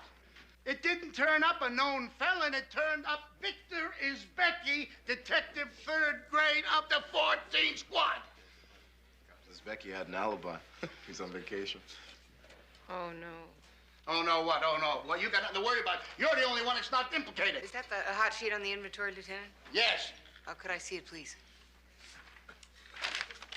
So what about the tie tack? It's mine. And it was given to me by the commissioner himself at my 10-year party. I was there. I have something. What? It was a present. Where'd you get that? Came by messenger. I don't know. Sir? What? There has to be some kind of an explanation, sir.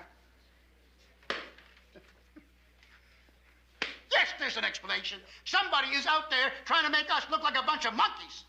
Albert Grand. What? That's who it is. It's Albert Grand. Who else would have thought this whole thing up and pulled it off? Albert Grant? It's gotta be. Who else would have the unmitigated style to do it? Well, go find out. Go find out, all of you, now!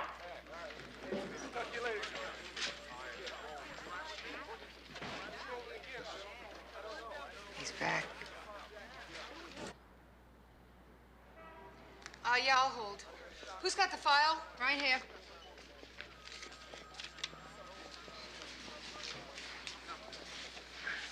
While you're on hold, this was in my desk. Great, my appointment book. I've been Marcus. looking all over for... Wait a minute, That's the Petrie. follow-up Where on did the you... aliases. Petrie, how did you... What? I'm sorry, what? Yeah, okay. Now go. On the 23rd? All right, thank you. So? Interpol has a positive sighting of Albert Grand in Egypt. Well, that rules him out. When was the sighting? Maybe it's old information. He's suspected of being behind a burglary of the Metropole Hotel in Cairo last night. Well, it just proves he's still active. I don't believe it. Albert Grand is the only man in the world who can be in two places at the same time, and I'll lay you 10 to 1 it's him. 20 to 1, you got yourself a bet. I say, guys, we call tonight, come back fresh tomorrow. I gotta get out of here. Have a nice time tonight, Christine. Yeah, thanks. Wait till I tell Stephen Hollister what a big spender I thought he was. I mean, the thing about Albert Grand is he's the absolute last of the great ones. He's world class. I can't help it. I have a feeling in my gut I know he's here. I can see that. Can you imagine the audacity of this man? To implicate the detectives who were going to catch the case? Christine. Yes. Look, this is our first date, right? Yeah. When I was thinking about how this evening was going to turn out, I was imagining talking to each other about our families, where we went to school, what kind of movies we like, you know, the sort of things to get to know one another. It's not that I'm not interested in police work, I am. It's just that you do talk about other things too, right? Yes. I'm sorry, Stephen. I do tend to get a bit compulsive, but I promise you, as of this very moment, I'm officially off duty. Great.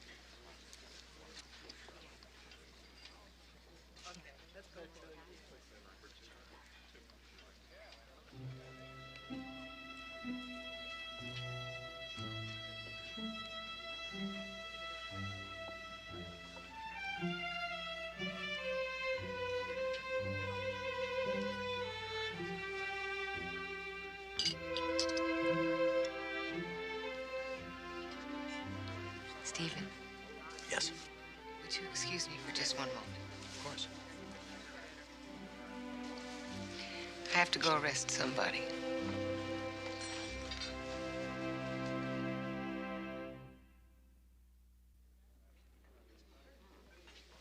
Christine, my dear.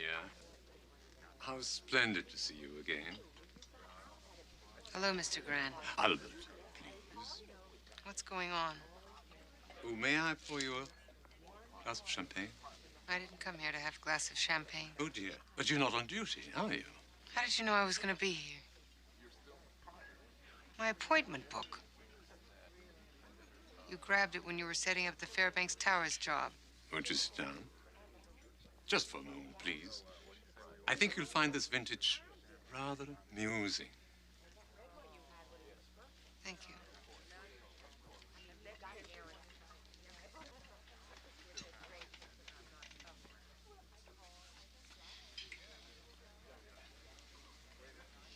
You are under arrest. You have the right to remain silent. Should you give up the right to remain silent? Silence is fundamentally boring. Wouldn't you agree? Did you hear what I said? Perfectly, my dear. I still can hear quite well.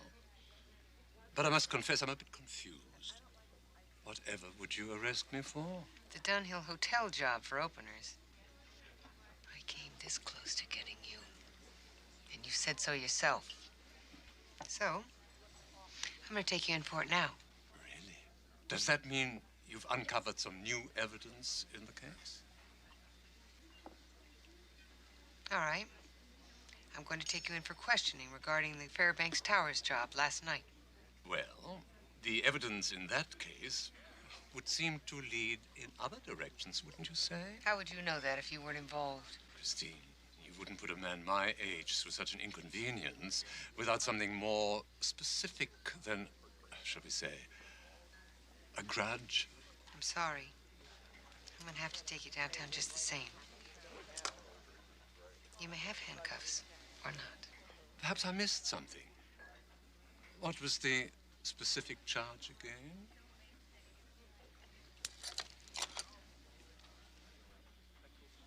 There's some people who'd like to see you about Cairo.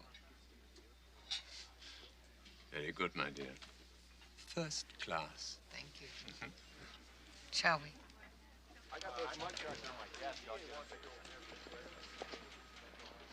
Cagney! Lieutenant, what are you doing here? Always a good of you to pleasure, come here. Albert. I was Come. summoned here. Did she say the arrest words? She started to, but we dispensed with the formalities.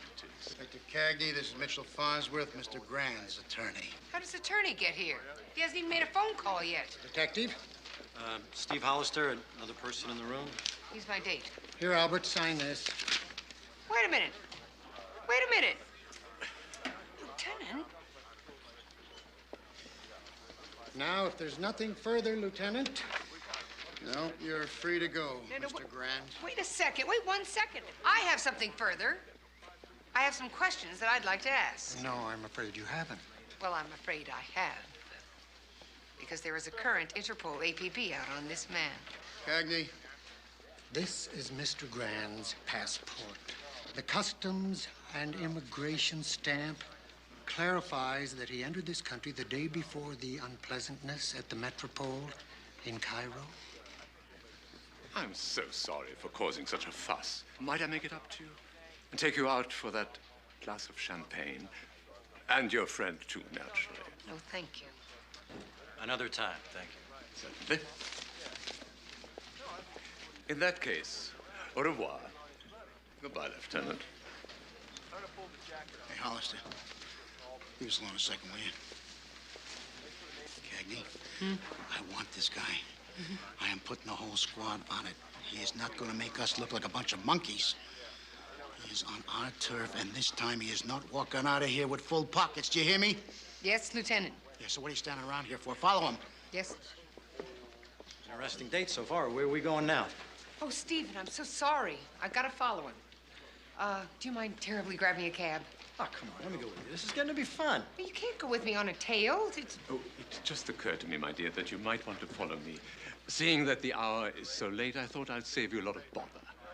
I'm at the Fairbanks Tower, Suite 34A. And good night again. That guy's some piece of work.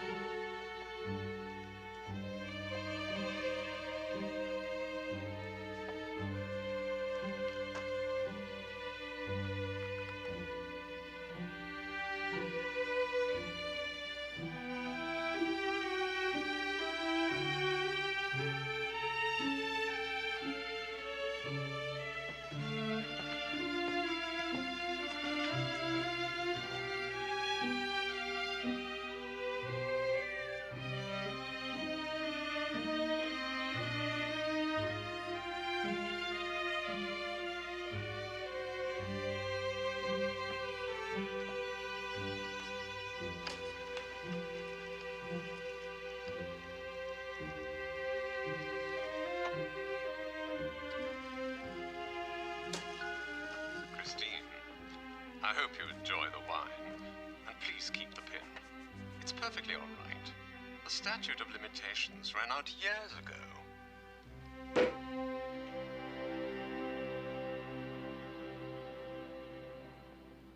Here's another one of them.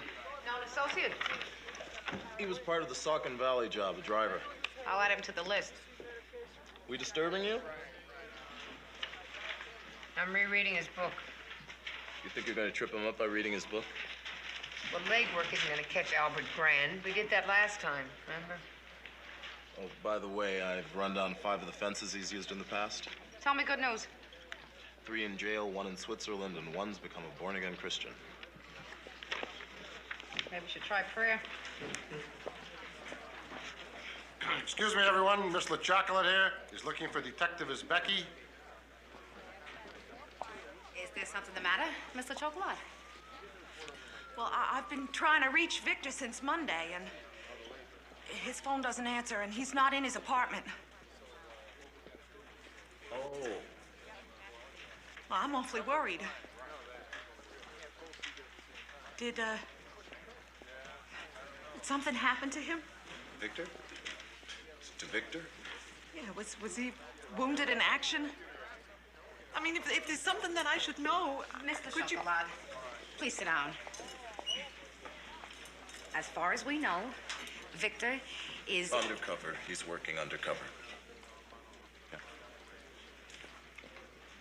You mean he's okay? It's a very sensitive operation. We don't even know where he is. It's top secret. Oh. Thank God. I'm sorry, I just... Victor being a cop and all, you get worried. Of course. As soon as he's finished with his assignment, I'm sure Victor will be in touch. Thank you. Take it slow. Yeah, thank you very much. You lie to that woman like that. What are partners for? Kill him.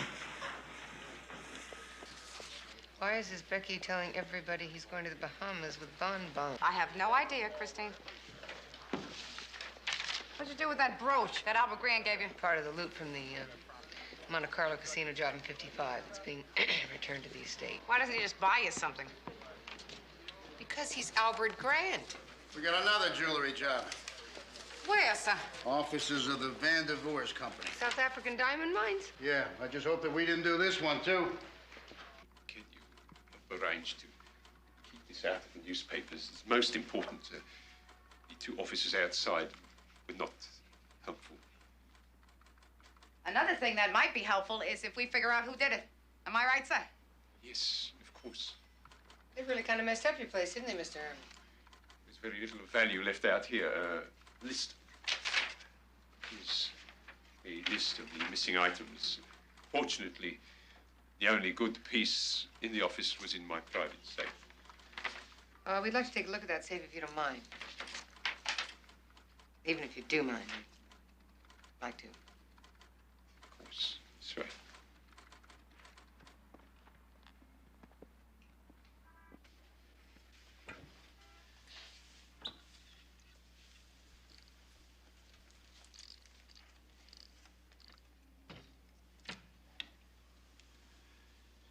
See, that tiara is worth about $350,000 American. I only had it out to show a buyer. Security telephone, right? Yes. It's a handy place for him. So as far as you could tell this morning, this safe had not been tampered with. That is correct. And all of the damage and trashing was outside. Yes. What time did you arrive to work this Mary morning? Beth? What? Diamonds Are Forever by Ian Fleming. New York Public Library, main branch. Does this belong to you? Certainly not. I don't know where that came from. Albert Grand left it. Cameras didn't record, no alarms were tripped. Sensors under the carpets didn't register. Peculiar, sir. All that was taken was a couple $100 worth of display merchandise. Well, why take all that trouble and then not take the diamond tiara? Cagney thinks it's a calling card. Like the book, which she's running down now. Well, how many calling cards does he think we need? We know he's here already. I don't know, sir. The library card is no help. The address is a post office box number under the name of Arsène Lupin. That's Albert Grant, all right. What, I missed something here? What? Arsène Lupin, gentleman burglar, super sleuth, creation of the French writer Maurice Leblanc. Must be this man's type of humor. All right, so where's the list of his movements? Under your right hand, sir.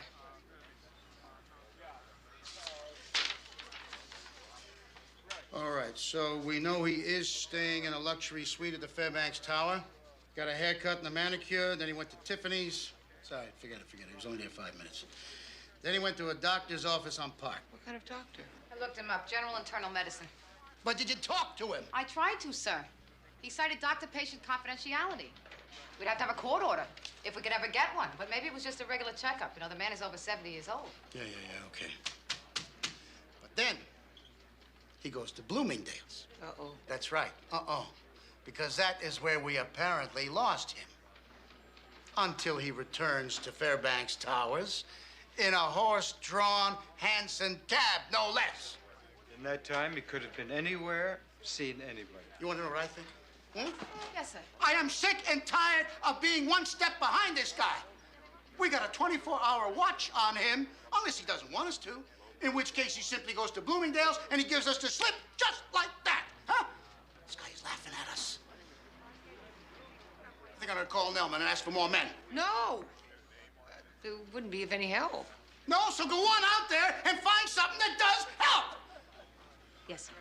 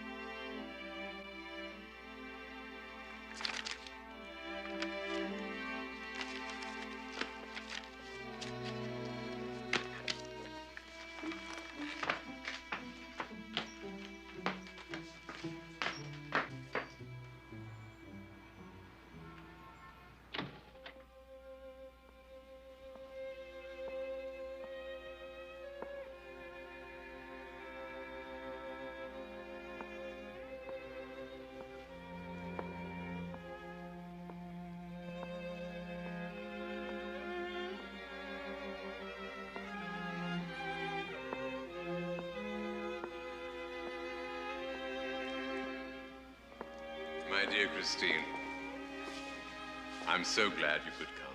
Well, it was so kind of you to invite me. And so very clever. 2,000 hours, 8 strokes on the clock, due date. I knew you could put it together. You're a very talented lady, my girl. Champagne? Of course, thank you. Flo. I'm afraid I didn't dress for the occasion. No, it's very smart. I like your colors. Would you like them to play something else? Oh, not at all. It's lovely. It's Beethoven. Razumovsky, Opus 59, number 1, the Adagio.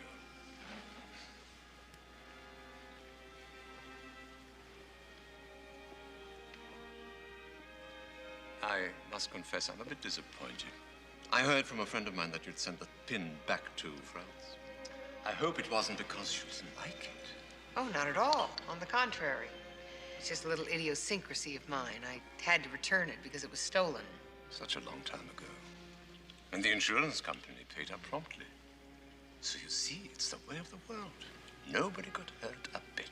Except, of course, for the insurance company. But, my dear, that's what they're there for. You know, you think I see you as some modern-day Robin Hood. The problem is that Robin Hood stole from the rich and gave to the poor. You, on the other hand, steal from everybody and you keep everything. I do not steal from everybody. I have certain standards. That was you in Cairo, wasn't it? Christine, you're so good at this police business. The best I've ever come across. I think if you had chosen my way of life, you would have done rather well, wouldn't you? Why are you doing this? I mean, if you're up to something, which you obviously are, why do you alert us like this? Why don't you just strike and disappear without a trace? I suppose it's not unlike the concept of knight's odds in chess. I'm afraid I'm not a chess player. But you are, my dear, you are. You're one of the best ones I've ever played with. Oh. I brought this back. You might want to return it. You certainly wouldn't want an overdue library book on your record. Arsène Lupin.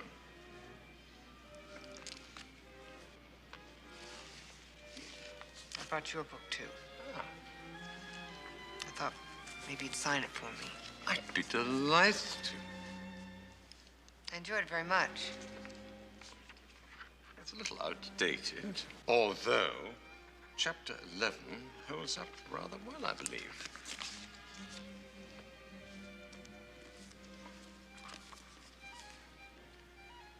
Thank you for the inscription. And you're under arrest. Oh, dear. I agree the writing is atrocious, but I didn't think it was criminal. I'm placing you under arrest for breaking and entering. These are hardly business hours for the public library.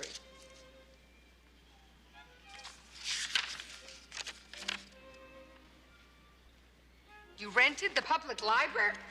I only rented this one room.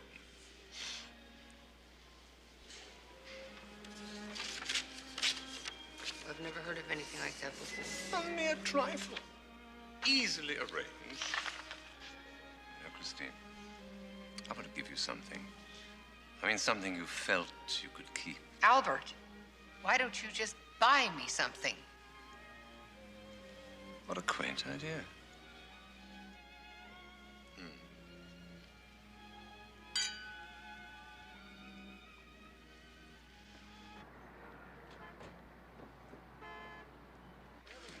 Morning, Sergeant. Morning, Lacey. Someone waiting to see you in the interview room.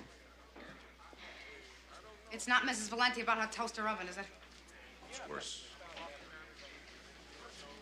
Thanks. He's not undercover, is he? Oh, Victor always says that you're the straight shooter in the precinct. I mean, you would never lie. They made up that story, didn't they? Mr. Chocolat, I don't know where Victor is, but I'm sure there's a good reason that he didn't tell you. Well, is it someone he works with? Huh? It's the blonde, right? Believe me, Mr. Chocolat, there is nothing between Victor Isbecki and my partner. I hate him. Sure you do.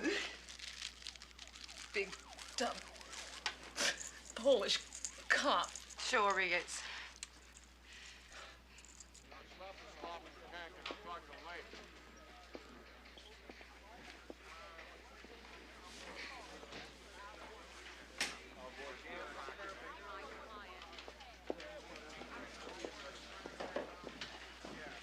Ronald! Don't get cute, Cagney. What do you want? You're a gambler, right? A nickel here, a dime there, so what? What does it mean to give knights odds in a chess game? It's a handicap, like in golf. One player starts the game with one or both of his knights off the board. Why? Well, it's something a master player might offer in a match if you were playing a lesser player. A lesser player? Morning, Christine. What are you talking about? He offered me knight's odds. He's toying with me, Mary Beth. Knight's odds? Who? Albert Grand. Do you know what he did? He rented a room in the public library and he hired a string quartet and then he lured me there. When? Last night. Last Well, night? it was all very civilized, Mary Beth. Albert Grand is nothing if not civilized. He had champagne and he had caviar and he had Beethoven. And then he did it all just to tempt me to give me knight's odds. Christine, let me understand this now. You met Albert Grand last night in the New York City Public Library? Right. And I've been up all night reading that damn book of his again. I know there's something in there. He let something drop about chapter 11. I was sure I could find it. Knight's odds! Me! Christine, you're not making much sense here. Now, I want you to sit down and take a deep breath. I don't need to Sit down. breathe. In and out. Slow.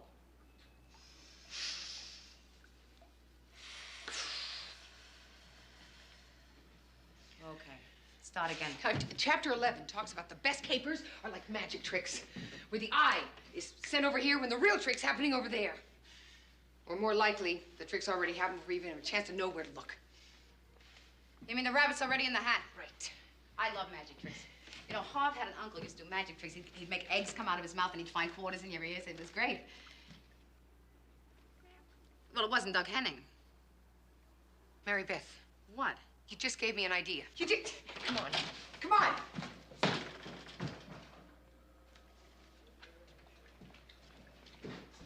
Come on. I'm coming. Lieutenant? Oh, good morning, Petrie. I want to tell you, these gizmos are really something. A minute and 40 seconds, and you get hot waffles and sausages. Claudia's parents gave us one last Christmas. Makes things a lot easier with Lauren. Lieutenant, I'm worried about his Becky. Is Becky what for? Isn't he down in the Bahamas with the stripper, what's her name? Bon Bon. Well, that's what he told everyone. But thing is, she showed up here yesterday looking for her. Oh, yeah, you think maybe he's got a little something new going? I don't know, sir. Well, anyway, Petrie, his personal life's his own business, right? Yes, sir. I don't think he's in the Bahamas, Lieutenant. I think he's in the hospital. Hospital? I found this in his inbox. Authorization for medical insurance payment for hospitalization. He didn't say something to you about a medical problem, did he? Tried calling his apartment. I called his mother. Of course, I didn't want to say anything to worry her. Hospital? But why would he make up a story like that about the Bahamas? I have no idea, sir. Do you know which hospital? Not yet, but I'd like to run a check. Yeah, well, I guess you better do that. Let me know what you find out, will you? Thank you, Lieutenant. Wait, please. Mm-hmm. Well, that just went one moment. Thank you. Please, that is really quite sensitive. Yes, I'm sure it is. Sure it is. The sheet. I wish you would not fiddle with Mr. it. Harmon, just give us a second to work here, all right? Hello. What is that? That's an electronic eavesdropping device. It's a bug, sir. Shipment. What shipment? I discussed the arrangements for the couriers of the next shipment of raw diamonds from South Africa on that phone. It's too late to change them. The shipment is due in today. Well, how much? 6.5 million. But they are raw diamonds, you see. Well, see what, sir? Finished gems have identifying traits, flaws, characteristics like fingerprints, but rough diamonds. That is why the secrecy, the couriers, are totally untraceable. Yeah, when is the shipment due today? 4:30. Where? Kennedy, Gate 36, Trans-Allied Airline. Thank you. Let's go. Try not to worry, sir. First time this chess game, I got one step ahead. And this time I'm gonna get him. Wait a minute, you're talking about a $6.5 million gamble here? But, Lieutenant, I know I can nail him. I know I can this time. He as much as said so. Grand told you what? Well, he said that he wanted to give me something that I could not prove had been stolen. Like, uncut diamonds.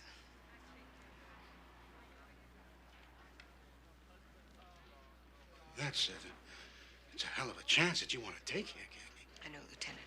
That's why I was hoping maybe you would call Deputy Inspector Nelman and he could talk to the Vanderbilt people and then they'd go along with it. If we could have Leibowitz and Cross to go with us, you know, in case we have to front tail them, sir. Lacey, would you mind, I want to talk to Cagney for a moment, please. Certainly, sir.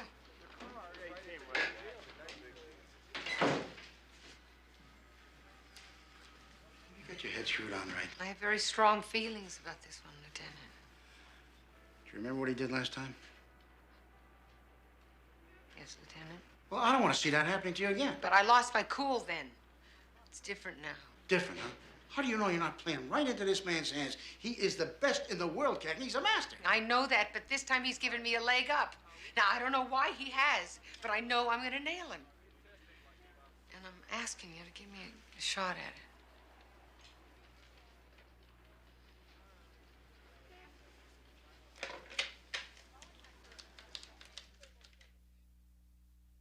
The room you'll be in is behind that two-way mirror over there. You can use walkie-talkies in there. It's been done before. What's the signal? Whoever gets the courier will take off his uniform cap, inspect the flash, and then put it back on. Flash. The insignia. Oh, I got you. Right this way. Flight's on its final approach. Thank you. Room 1409? Oh, thank you. Would you connect me, please? Victor? Boy. Victor? Victor. Victor, don't try disguising your voice. I know it's you. Yes. Victor, what are you doing in the hospital? Yet, Victor, yes, I do want to know. Listen to me, I have just spent hours trying to track you down, Victor. Yes, I did. Hang on one second. Sergeant? The insurance. Yeah, the insurance friend. Uh-huh. Look, Bon was in here yesterday. Yeah, I told her you were undercover. Well, you'll think of something. Victor, would you please tell me why you're in the hospital? Well, no, I'm not going to laugh, Victor. I'm not going to... Victor, I won't laugh. I promise. Oh, you're kidding. Well, Victor, why did you have to go through this whole charade just because of a simple operation? Oh, no, that's nonsense. Victor, real men do have hemorrhoids. Leibowitz, you in position? 10-4. Your attention, please. Interworld Airways flight number 126 from San Francisco is now arriving at gate number 30. There he is. Attention, please. Okay, we have a courier. He's a male Caucasian, tall, maybe 6'4". He's got beard and glasses, gray coat, and he's got a brown flight bag. You got him? Got him. Dr. Bert Finley, pick up a white courtesy telephone. Dr. Wait a Bert minute. Finley. Two couriers? Pick up a white courtesy telephone. So we'll follow them both. Okay, we have a second courier. You stay on the tall guy. We got a young woman in a yellow slicker gray scarf. 10-4. Oh, no. Mary Beth, you follow the fat one. You have Leibowitz follow the girl and Cross to take the tall guy. What about you? Mary Beth, I just realized what he was talking about in chapter 11 all that time, about the rabbit being in the hat already. It's exactly what you said. What? About the trick having been over before it even began. Christine! Just follow him. Cross, you stay with the tall guy. Leibowitz, you take the girl. I'm on a fat man with a fur hat. We got 3 of them.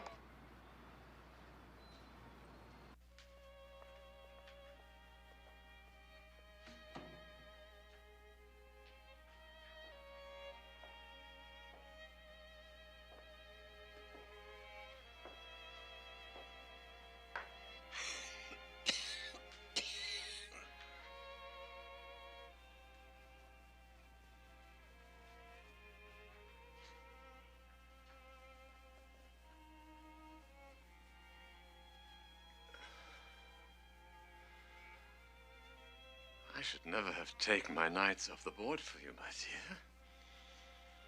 Why, Albert? Why all those calling cards and the night's odds? Why this whole game? I decided to have some fun. And what could be more fun than matching wits with the best detective I've ever known? It's an old man's foolish conceit.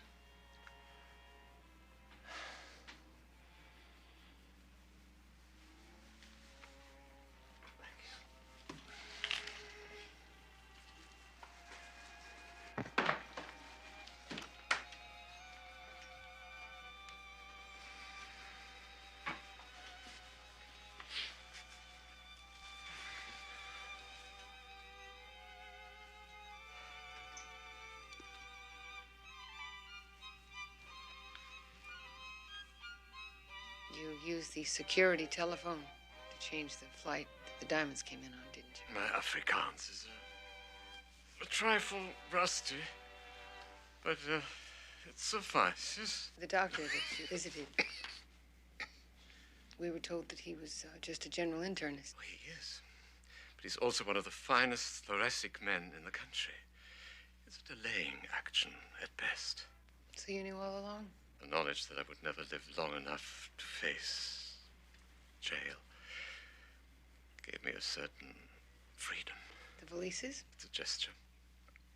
The last move of the king before checkmate. I haven't even got enough strength to get dressed.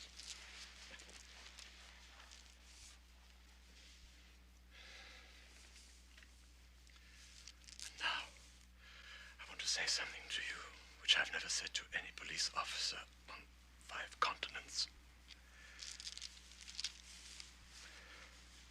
I confess.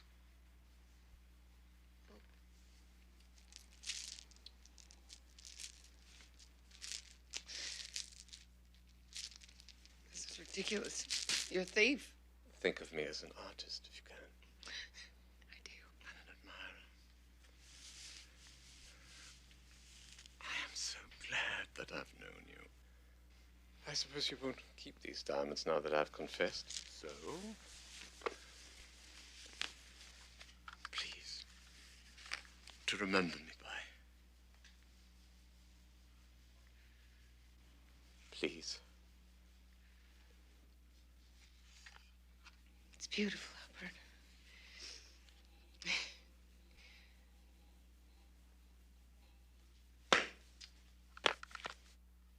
But I bought it. You bought it?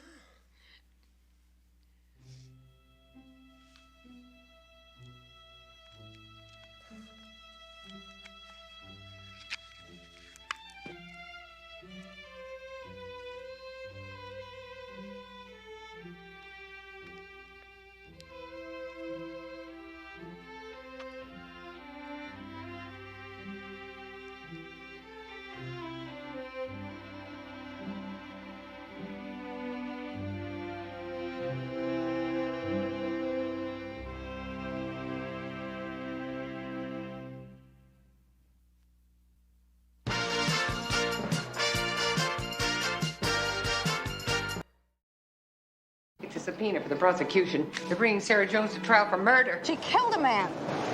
And all the rapes with that MO stopped. A vigilante is a vigilante, whether you're in the Klan or on the force. Oh, get off it. She's the department's scapegoat. They're only trying her because she's a cop. You figured it wrong, that's all. Where Sarah Jones is concerned, you weren't even there. What if that slime had done that to you? He was guilty, Lieutenant. Everybody knew it. Well, that still didn't give her the right to execute him. Murder, too, is what they're going to pin on me. Chris, that's not fair. You are not responsible for Sarah Jones.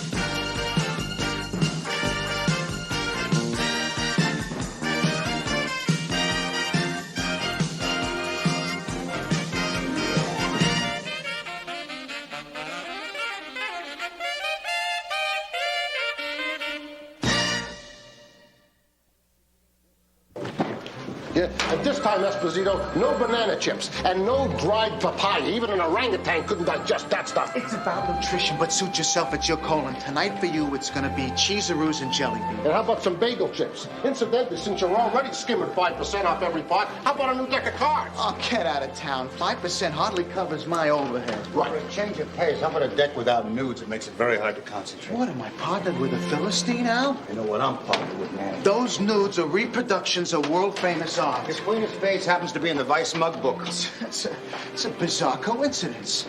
Oh, hey, Marcus, are you in tonight or what? No, I'm going to be Santa at Lauren's nursery school. Oh, how nice. I always play one of the wise guys. Wise men. It depends on your neighborhood. Hey, Mary Beth. Tonight is the Yuletide poker tourney upstairs at Casa Manny's, and I was wondering if you and Cagney want to join us. I'll ask her, Esposito, but I have to pick up books for a course I'm taking. You're trying to get a jump on the sergeant's test, Lacey? No, Sergeant Coleman. Shakespeare. It's a literature course at Queen's College. Zu sein or nicht zu sein, das ist die Frage. Hamlet. Had the lead in a Yiddish production when I was in high school. I was a smash. Lacey, you and Cagney are up. Now, where is she? I want to talk to her. Good morning, sir. The traffic is murder, sir. All the Christmas shoppers and all should be along any minute now, sir. What do you think? I live on top of this place. How come I can be here on time? Well, practice makes perfect, they say, sir. Can the wisecracks, will you, Lacey? There's a late-night grocery over on 8th Avenue got hit last night. And the setup guy impersonates a detective. Here's a statement the uniforms took. You tell Cagney I want to see her as soon as she comes in. Certainly, sir. Perfect timing, Christine. We have a 10:20 over on 8th, and the lieutenant wants to see you in his office right away. It's a subpoena for the prosecution. They're bringing Sarah Jones to trial for murder. Yeah, I know. Noman called. What in the hell happened? The last I heard, the DA was going to plead her out on psychiatric grounds. Well, now the brass is afraid to plea bargain, Jones. It could look like a cover-up. There's nothing to cover up. She killed a rapist in self-defense. A suspected rapist. Brown was never convicted. He wasn't even charged. He was guilty, Lieutenant. Everybody knew it. Still didn't give her the right to execute him. He broke into her apartment, came through the window while she was in bed. You swear to that in court? I couldn't. On the other hand, we do know that she set him up. Look, Cagney, no matter how you and I feel about this is the DA's decision. She was working with me, Lieutenant. It was my case. I want to talk to the DA. No, Noman does not want you to do that. But with this Glenpack scandal going on right now, the department hasn't looked too good in the press. People starting to think that we think we're above the law. Oh, I see. Because some cops were dirty and were never charged. Well, we're just going to throw a show trial starring Sarah Jones. It's not that simple. I think it is, Lieutenant. I don't care what Noman says. I'm going to the DA. Not on my time, you're not. Now, you listen to me, Cagney, and you listen good. You got an appointment tomorrow at 2 o'clock with the prosecutor on this case, and I want you to be there. In the meantime, I want you to check the beef that I gave Lacey, and you get on it right now.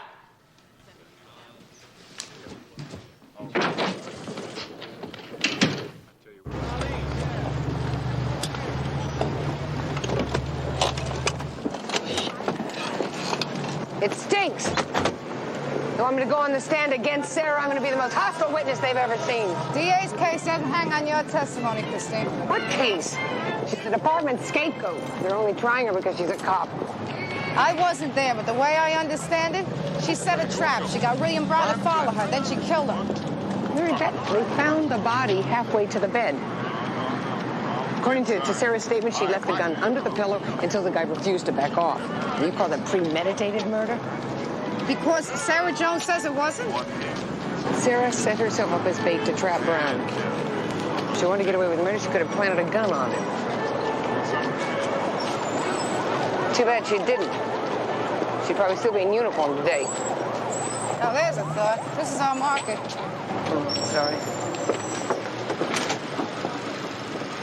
The first guy, Mr. Simpson, the one with the detective's badge, what did he say to you? They've got a tip that we're going to be robbed. Let it happen, he says. We got the store covered. And when did the second perpetrator come in, sir? It was hours later, about 9:30. I'd almost forgotten, and there he was. Young white guy with purple hair and a big gun. What kind of hair? Right. purple. I gave $700 to a guy with purple hair, watched him leave, then waited like a fool for some phony cop to bring me my money back. Well, so don't feel embarrassed. Professional crooks run scams like this on people all the time. I'm not even sure that gun was real, but I got a real baseball bat behind that counter. No, Mr. Simpson, you did the right thing. You never want to resist a man with a gun. That's easy to say. Bottom line is, right now, some freak with purple hair is out there partying down with my money.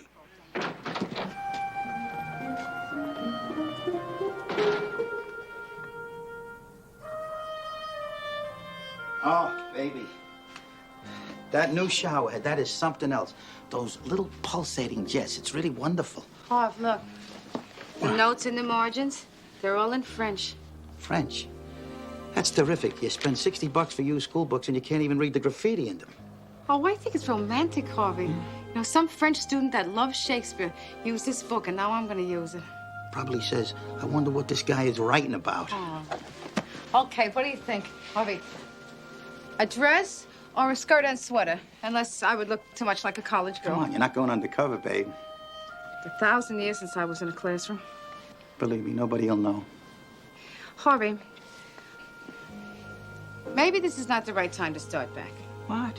Commuting home takes longer. Alice sees me less. Oh, come on, baby. It's one night a week. You won't be doing this the rest of your life. It's still okay with you? Sure, I like college girls. You sure? Sure, I'm sure. Sure, I'm sure. Hey, I know how much you want to learn something new. Who knows, maybe some of it'll rub off. Yeah. Well, I'll do my part.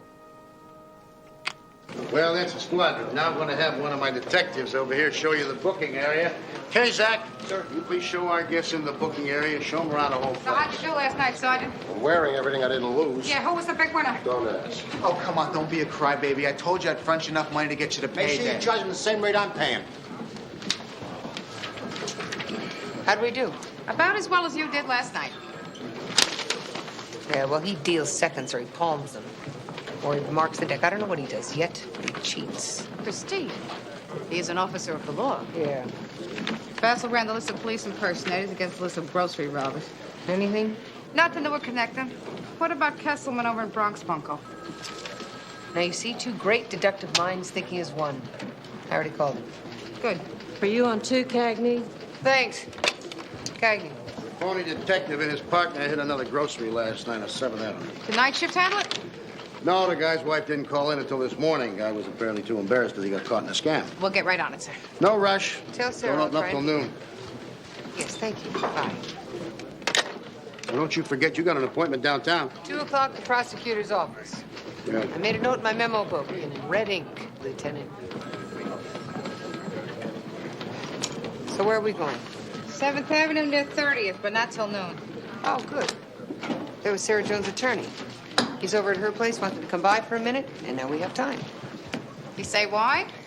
Yeah, talk about my testimony. I may have to appear for the prosecution, but I'm damn well going to testify on behalf of the defense. Ready?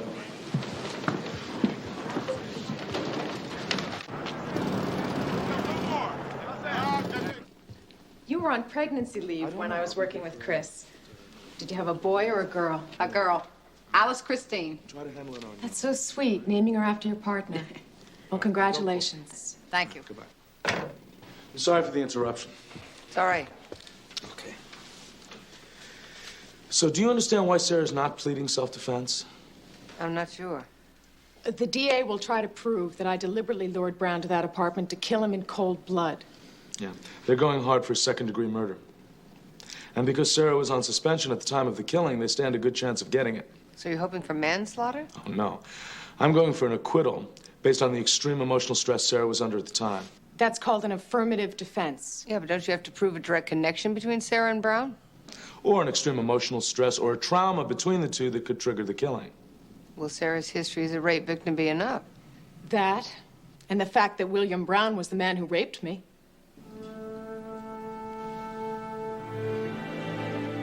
Didn't you say she told you Brown was not the one? That's right. Why didn't you say that back then? The union hired that lawyer to defend her. I'm not going to make her look like a liar in front of him. Well, she's changing her story at a convenient time, Christine. possible she didn't know what she was saying back then. Like her lawyer said, maybe the stress was tearing her apart. Excuse me, they call these sidewalks for a reason. Okay? Thank you. Taking an awful lot on faith there, Chris. I said it was possible, Mary Beth. Hey, maybe she was a victim who went out after the man who raped her. So she says. The woman is charged with murder, too. When a person's looking at that kind of time, they say almost anything. Why didn't she tell you before? Because she's a smart cop. She knows I'm not going to put her on an assignment where she's emotionally involved. Well, I'd say she was emotionally involved. Well, hindsight is 20/20, Mary Beth. She killed a man. And all the rapes with that M.O. stopped, didn't they? He was a vicious bastard. Charlie'd call it a public service homicide. Is that the way you want to look at it? Sounds fair to me. If Sarah Jones lied to you before, how do you know she's not lying now?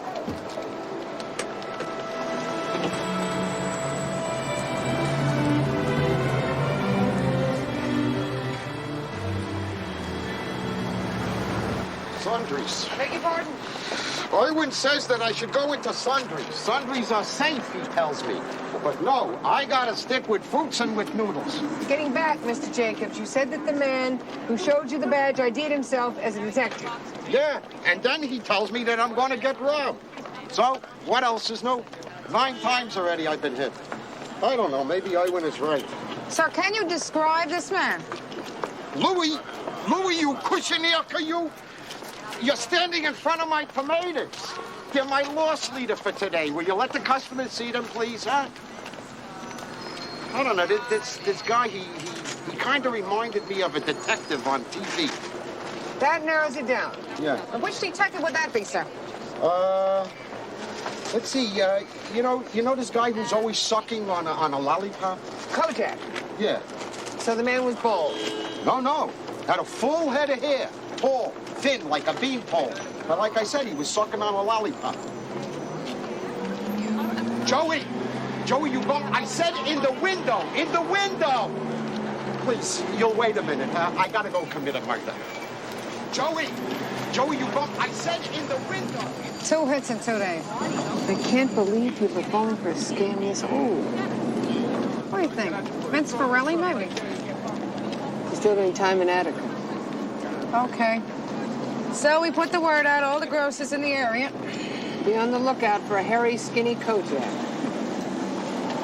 Listen, when we're through here, you want to go back and get started on this? Before I see the DA, I want to talk to Sarah's ex-partner. I got to get some stuff clear, all right? Fine. But I'm not working late, Christine. I got my first class tonight. That's fine.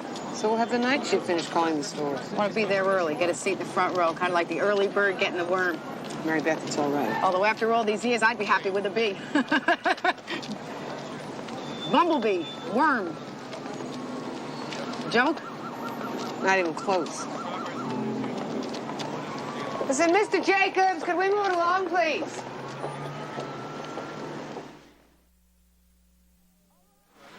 All right, keep the area clear. Come on, let's go. Keep the area clear.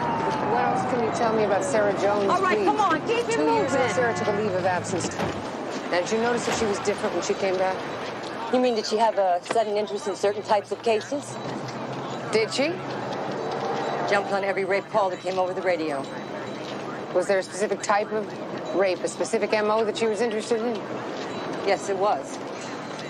The same as the rape that she ended up shooting. Well, what did you think of that at the time? Oh, I get it. You think I should have let someone know? You were her boss. Why didn't you notice it? You didn't answer my question, officer. I just figured she wanted the collars. Ambitious lady. You know the type. Maybe she was looking for someone. Sarah claims that the man she shot was the same man who raped her. She told you that? What if that slime had done that to you, and he was still walking the streets?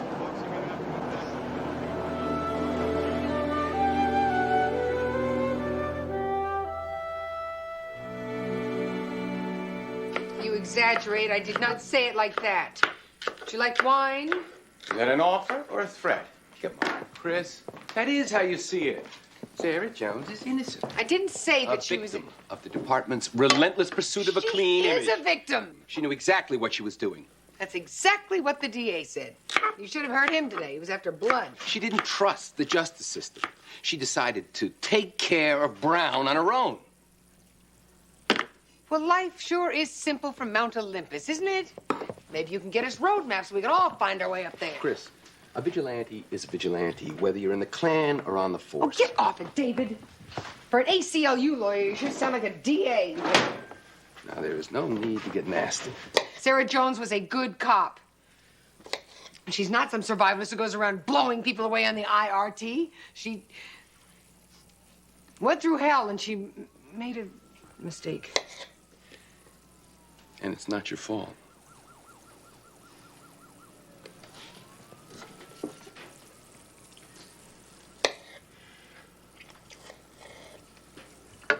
You have any ginger? I thought I was making this dinner. What's wrong with together? Nothing.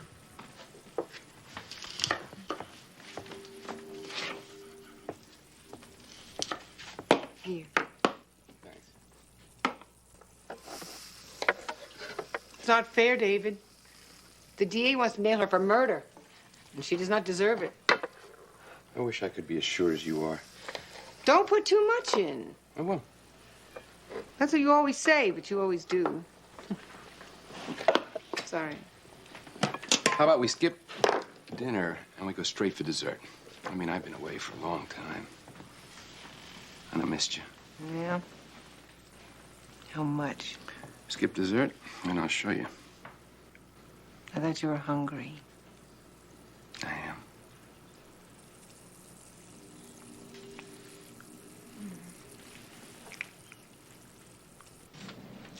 Sex. Right, but more than sex, this play is about love. Shakespeare had quite a bit to say on the subject. So let's begin with line 231 of Helena's speech. The woman in the blue sweater up front, why don't you start? You mean me? Ma'am? Yes, and you are? Mrs. Lacey. Mary Beth Lacey. Mrs. All right, Mrs. Lacey, why don't you read the first 4 lines? Out loud? Mm-hmm. Oh, I couldn't do that. I mean, I know that we were supposed to read the whole play, but I only got my book last night. And all I had time for during my lunch hour was the first act. But it was very interesting. Well, you're way ahead of the game. Helena's speech is in the first scene. Oh.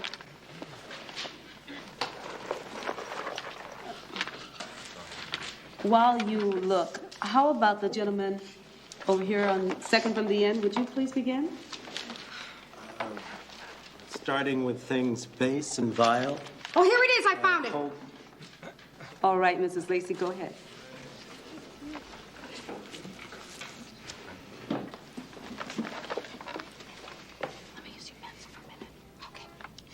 Things base and vile, holding no quantity, love can transpose to form and dignity. Love looks not with the eyes, but with the mind, and therefore is winged Cupid painted blind. Very good. Now, what do you think that means? Oh, me? Yes, you. Ma'am, Professor, this is my first class in nearly 20 years. Take your time, Mrs. Lacey. I just want to know what you think. What I think? Well, I think Shakespeare was talking about people in love.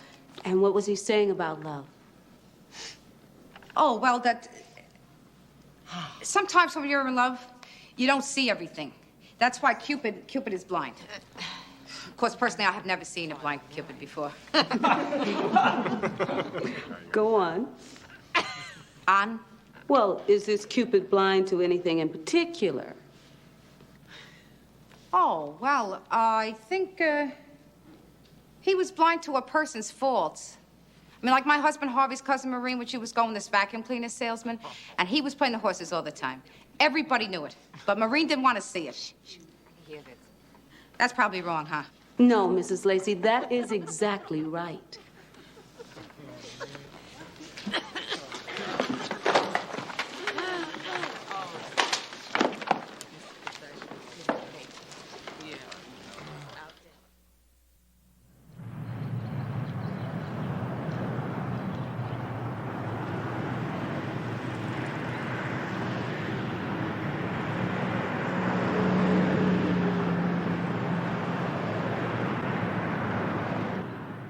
So then I said, blind to the other person's faults. And Professor Boucher, looks like Boucher, but it's pronounced Boucher, like the French say.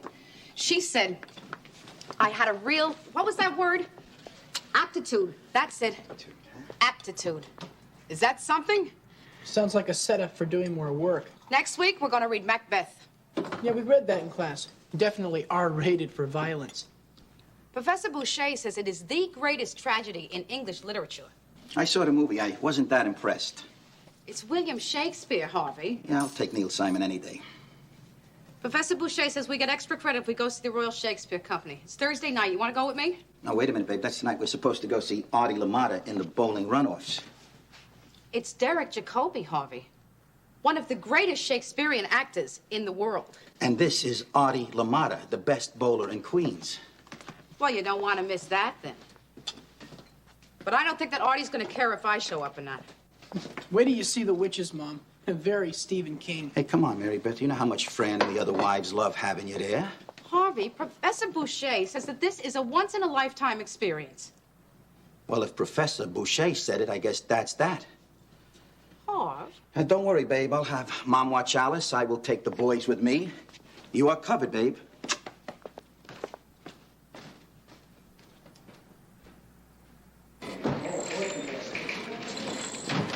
There you go, Coleman. Congratulate. All right, you get lucky with Miss Kitty or what? Oh, Mary Frances Mahoney's about to become the new Mrs. Manuel Esposito. Well, my condolences to Miss Mahoney. Yeah, thanks. Here you go, Marcus. One for the wife and kid. I didn't know you two were serious. Yeah, she's my main squeeze. She is my reason for living. You never mentioned her before yesterday. You just met her last week. Well, I've known her husband for years. So if anybody fitting that description comes in, Mr. Moskowitz, you call us immediately. Detective Lacey, 14th Precinct. Red for the brunette, huh? And blue for the blonde. It's not my style, Esposito. Even if I'm not here, Live a there's little always bit. a I'm getting detective on married his here. phone. Yes. You're cute. Yeah. Yes. Third time's the charm, eh? Yeah, You're well, welcome, Mr. I'm gonna Moskowitz. keep on going till I get it right. You know what I mean? Hey, congratulations. Oh, thank you, Mary Thank Beth. you. Cagney. Yes, that's right. What's your address, please? Uh-huh. Yes. No, we'll be there. Yes, we'll be there. Thank you. Pater, the White Line Market, 484 8th Avenue. Huh? Great. Thanks for picking up. You want yours?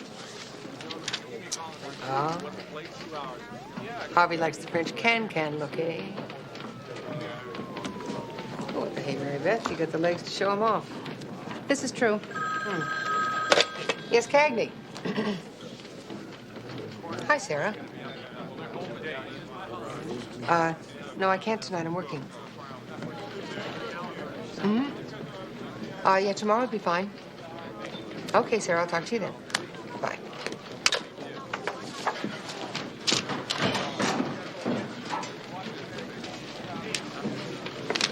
Did I say anything? Didn't have to.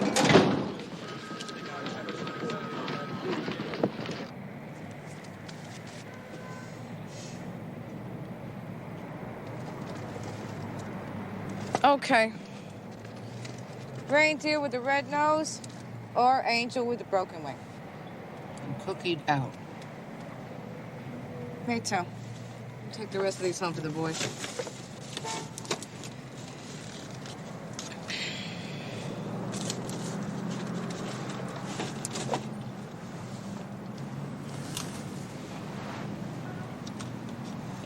Remember how you used to feel the first day of school?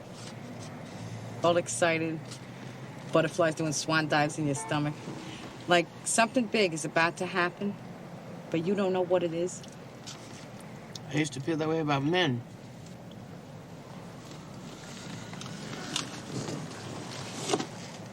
We've been here 3 hours, Steve. Maybe they're taking a late movie on the way. Car 21, come in, please. Car 21, Cagney.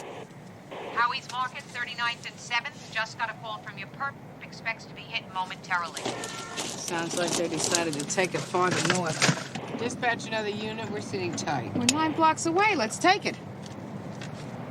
I bet the guy told the store owner that the burglary is going down here tonight. Well, maybe they got wise that we were moving in. And maybe the Tooth Fairy really does live at the South Pole.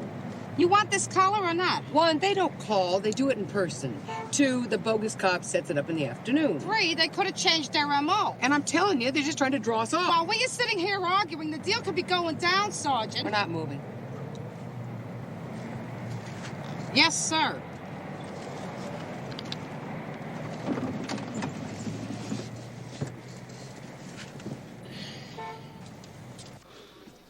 So they never showed. No, sir, not in either place. I talked to the owner at our stakeout, and there's no question that they contacted him. You think it's worth another shot? Absolutely. Carras and Esposito are going to watch the other store. I was speaking with Detective Lacey. The sergeant thinks it is, sir. Well, if I'm going to pull another team off the chart, she better be right. Yes, Lieutenant. Cagney, Yes, Lieutenant? I want to talk to you a minute. Yes. I got a call from the DA's office. Apparently you're acting like a hostile witness in the Sarah Jones case. That's right. Well, maybe you want to tell me why?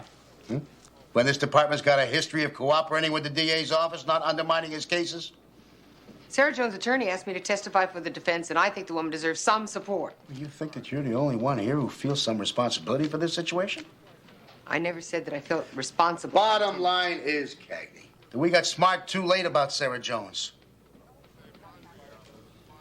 Look, you're working on a job a lot of years. It's possible to make a mistake sometimes. All right, Cagney. You testify in her behalf, but don't you be too tough on a DA, because you will not be helping Jones. You certainly won't be helping your own career, Sergeant.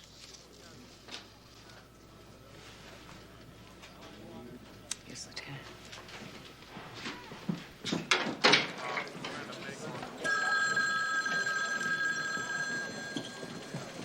I think it's a waste of time. They're on to us, or they would have hit last night. Stakeout is on, Mary Beth. You going somewhere? Yeah, I'll be back in an hour. Sorry you have to miss your Shakespeare.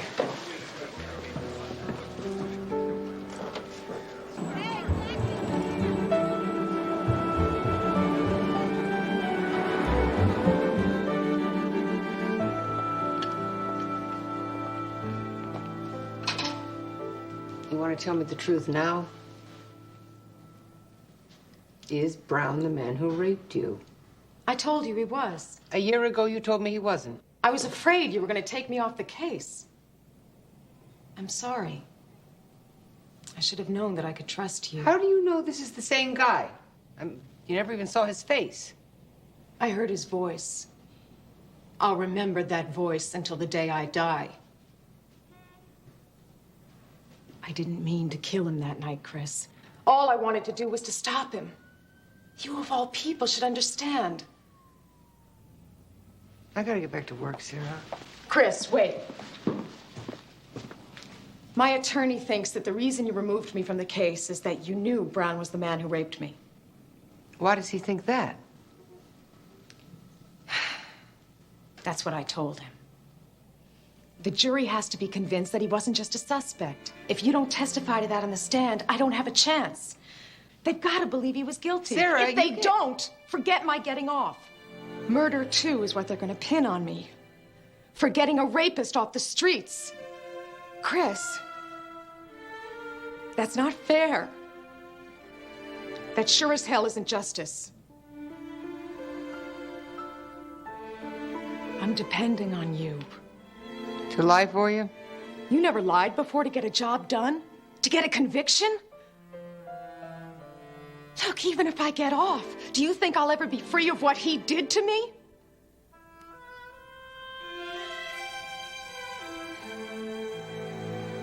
All I'm asking for is a little help.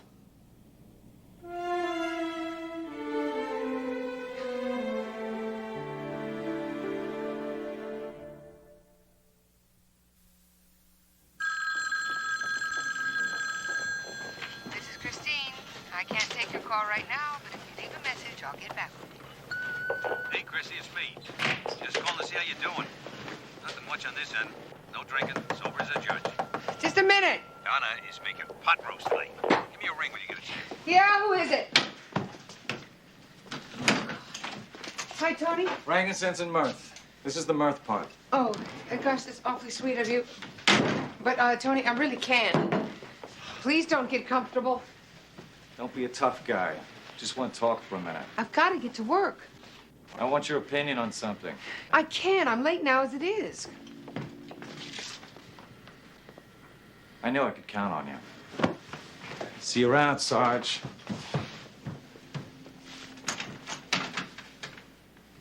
Damn it!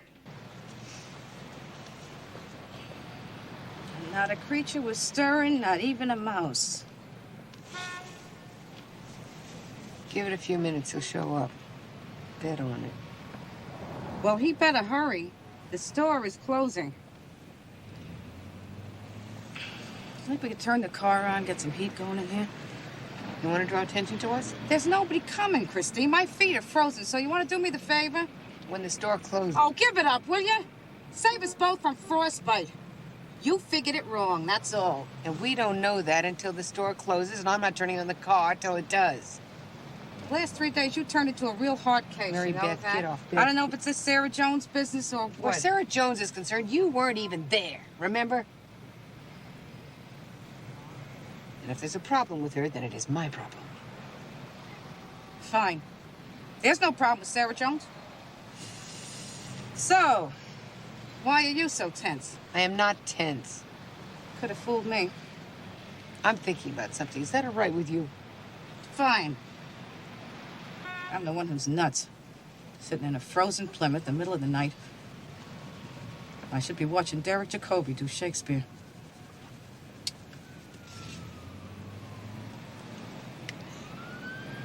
I told you that I was sorry.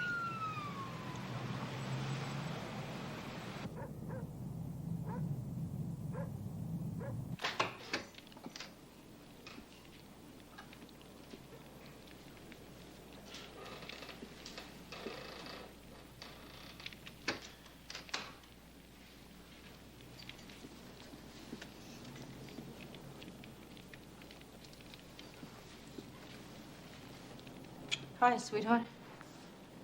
Hey, sweetheart. Woof. What time is it?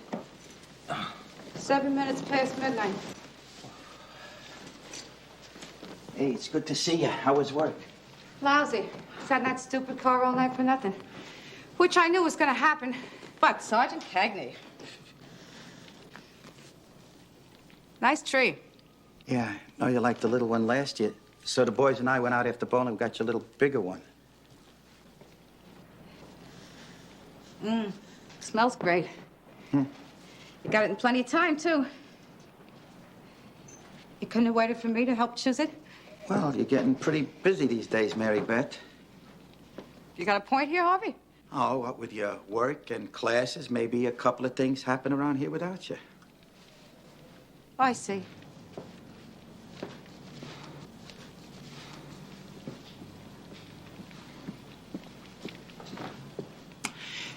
Mary Beth.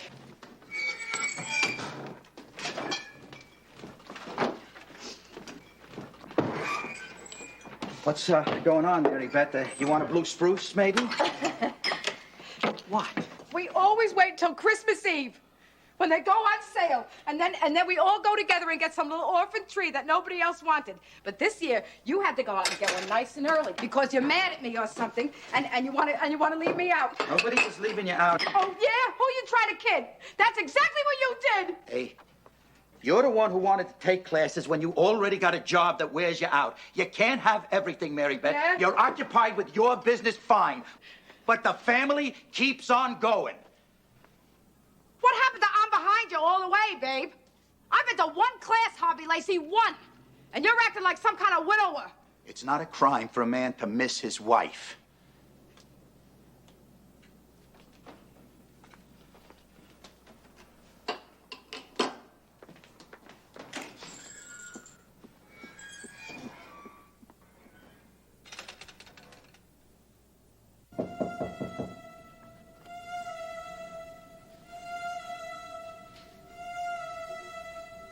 Who is it? Miss Cagney.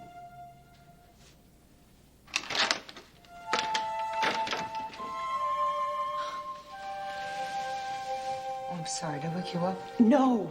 I was just reading. It is late, though. Anything wrong? No, not really. I've just been thinking about what you said today. Do you have anything to drink around here? Some gin. No scotch, huh? Have any beer? Just gin. Gin's fine.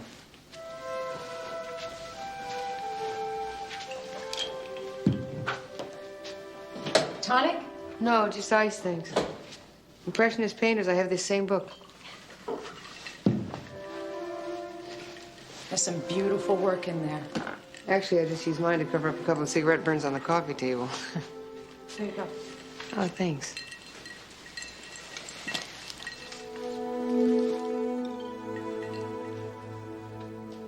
So, what's up? Don't you have me anything to drink? No.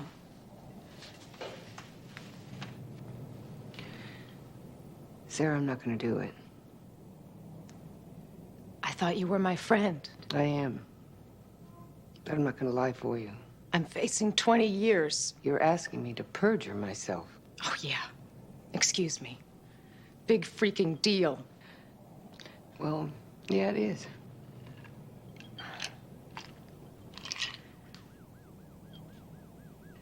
It's timing, Chris, that's all. I should have told you Brown was the guy who raped me months ago. I was confused and scared. If I had killed him when he first attacked me, there wouldn't even be a trial. See? That's timing, Chris. Not lies. Timing. Do you know what that creep did to me? Nobody cares about that. I do. Very much. Then do this one thing for me. One thing. Sarah, you have been through a nightmare. And you need help. Oh, you're not going to throw the therapy bone, too, are you? We couldn't get Brown, remember? Well, I got him. Sarah. Look, I'll just get on that stand and I'll say I told you. How's that? Your word against mine. Fine. You do whatever you have to do. But lying isn't the answer. You need help, and you can get it if you tell the truth. Well, if that's all you've got to say, you better go. I've had enough platitudes to last me a lifetime.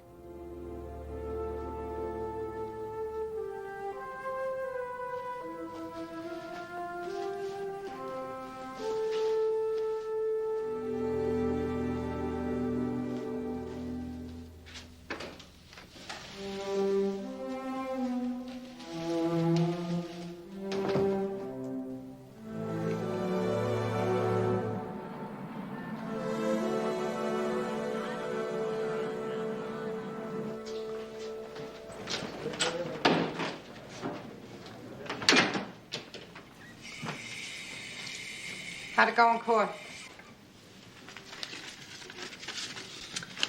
Guilty of manslaughter. She probably ended up doing a couple of years. The jury didn't believe her defense.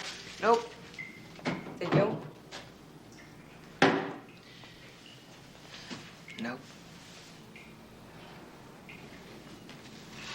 These phony cops are gonna hit again, Christina. We'll get them. Trying to make nice here, Mary Beth? Yeah, I suppose. Look, I guess I have been a hard case lately. No, I was way out of line on that one. Well, it's forgotten. No, I've been a hard case, Chris. Yeah, we're partners in a different way, and you're the boss now. It's hard for me sometimes. We're partners first. No, Christine. You got the rank now. You earned it. I'm telling you that I accept it, all right? All right. But even sergeants make mistakes, Christine. I knew it. It's not always easy to read people. Chris, you are not responsible for Sarah Jones. I think you should let yourself off the hook a little.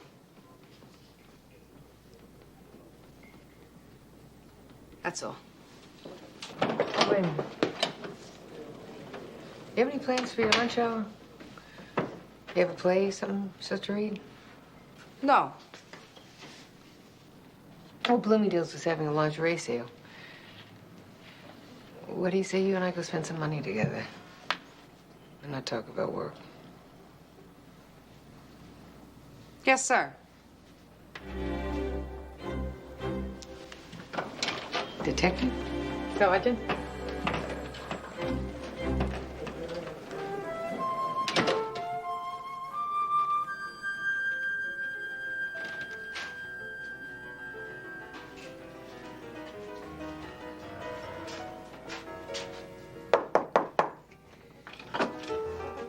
Hi.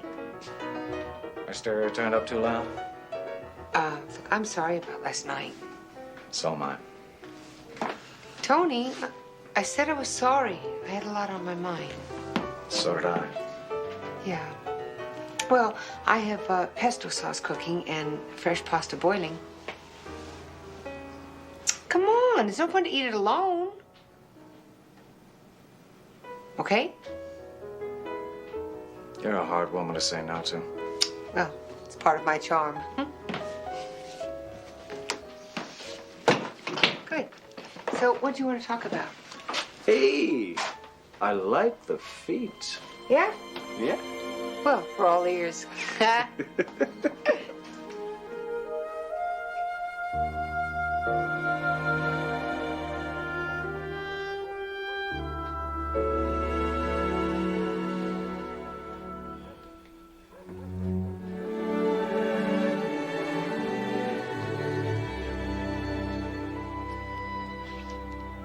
You like my new nightie?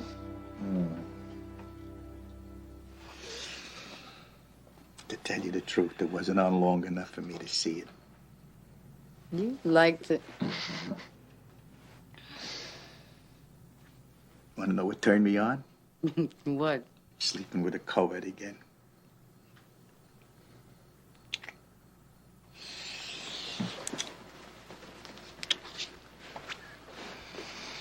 When did you ever sleep with a Cohen? Well, I had a life before I met you.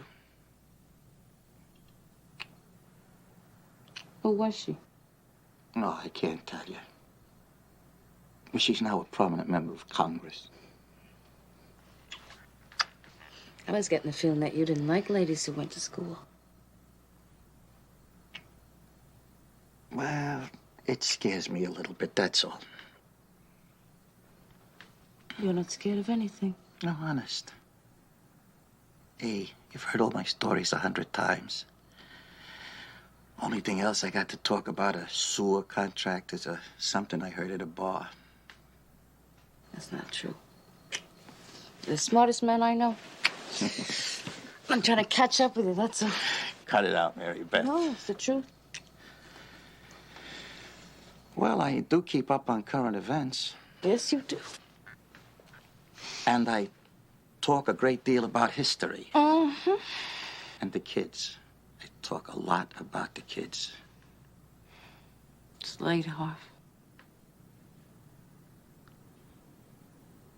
Maybe I talk too much.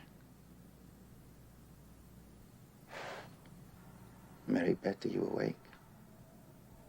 Mary Beth?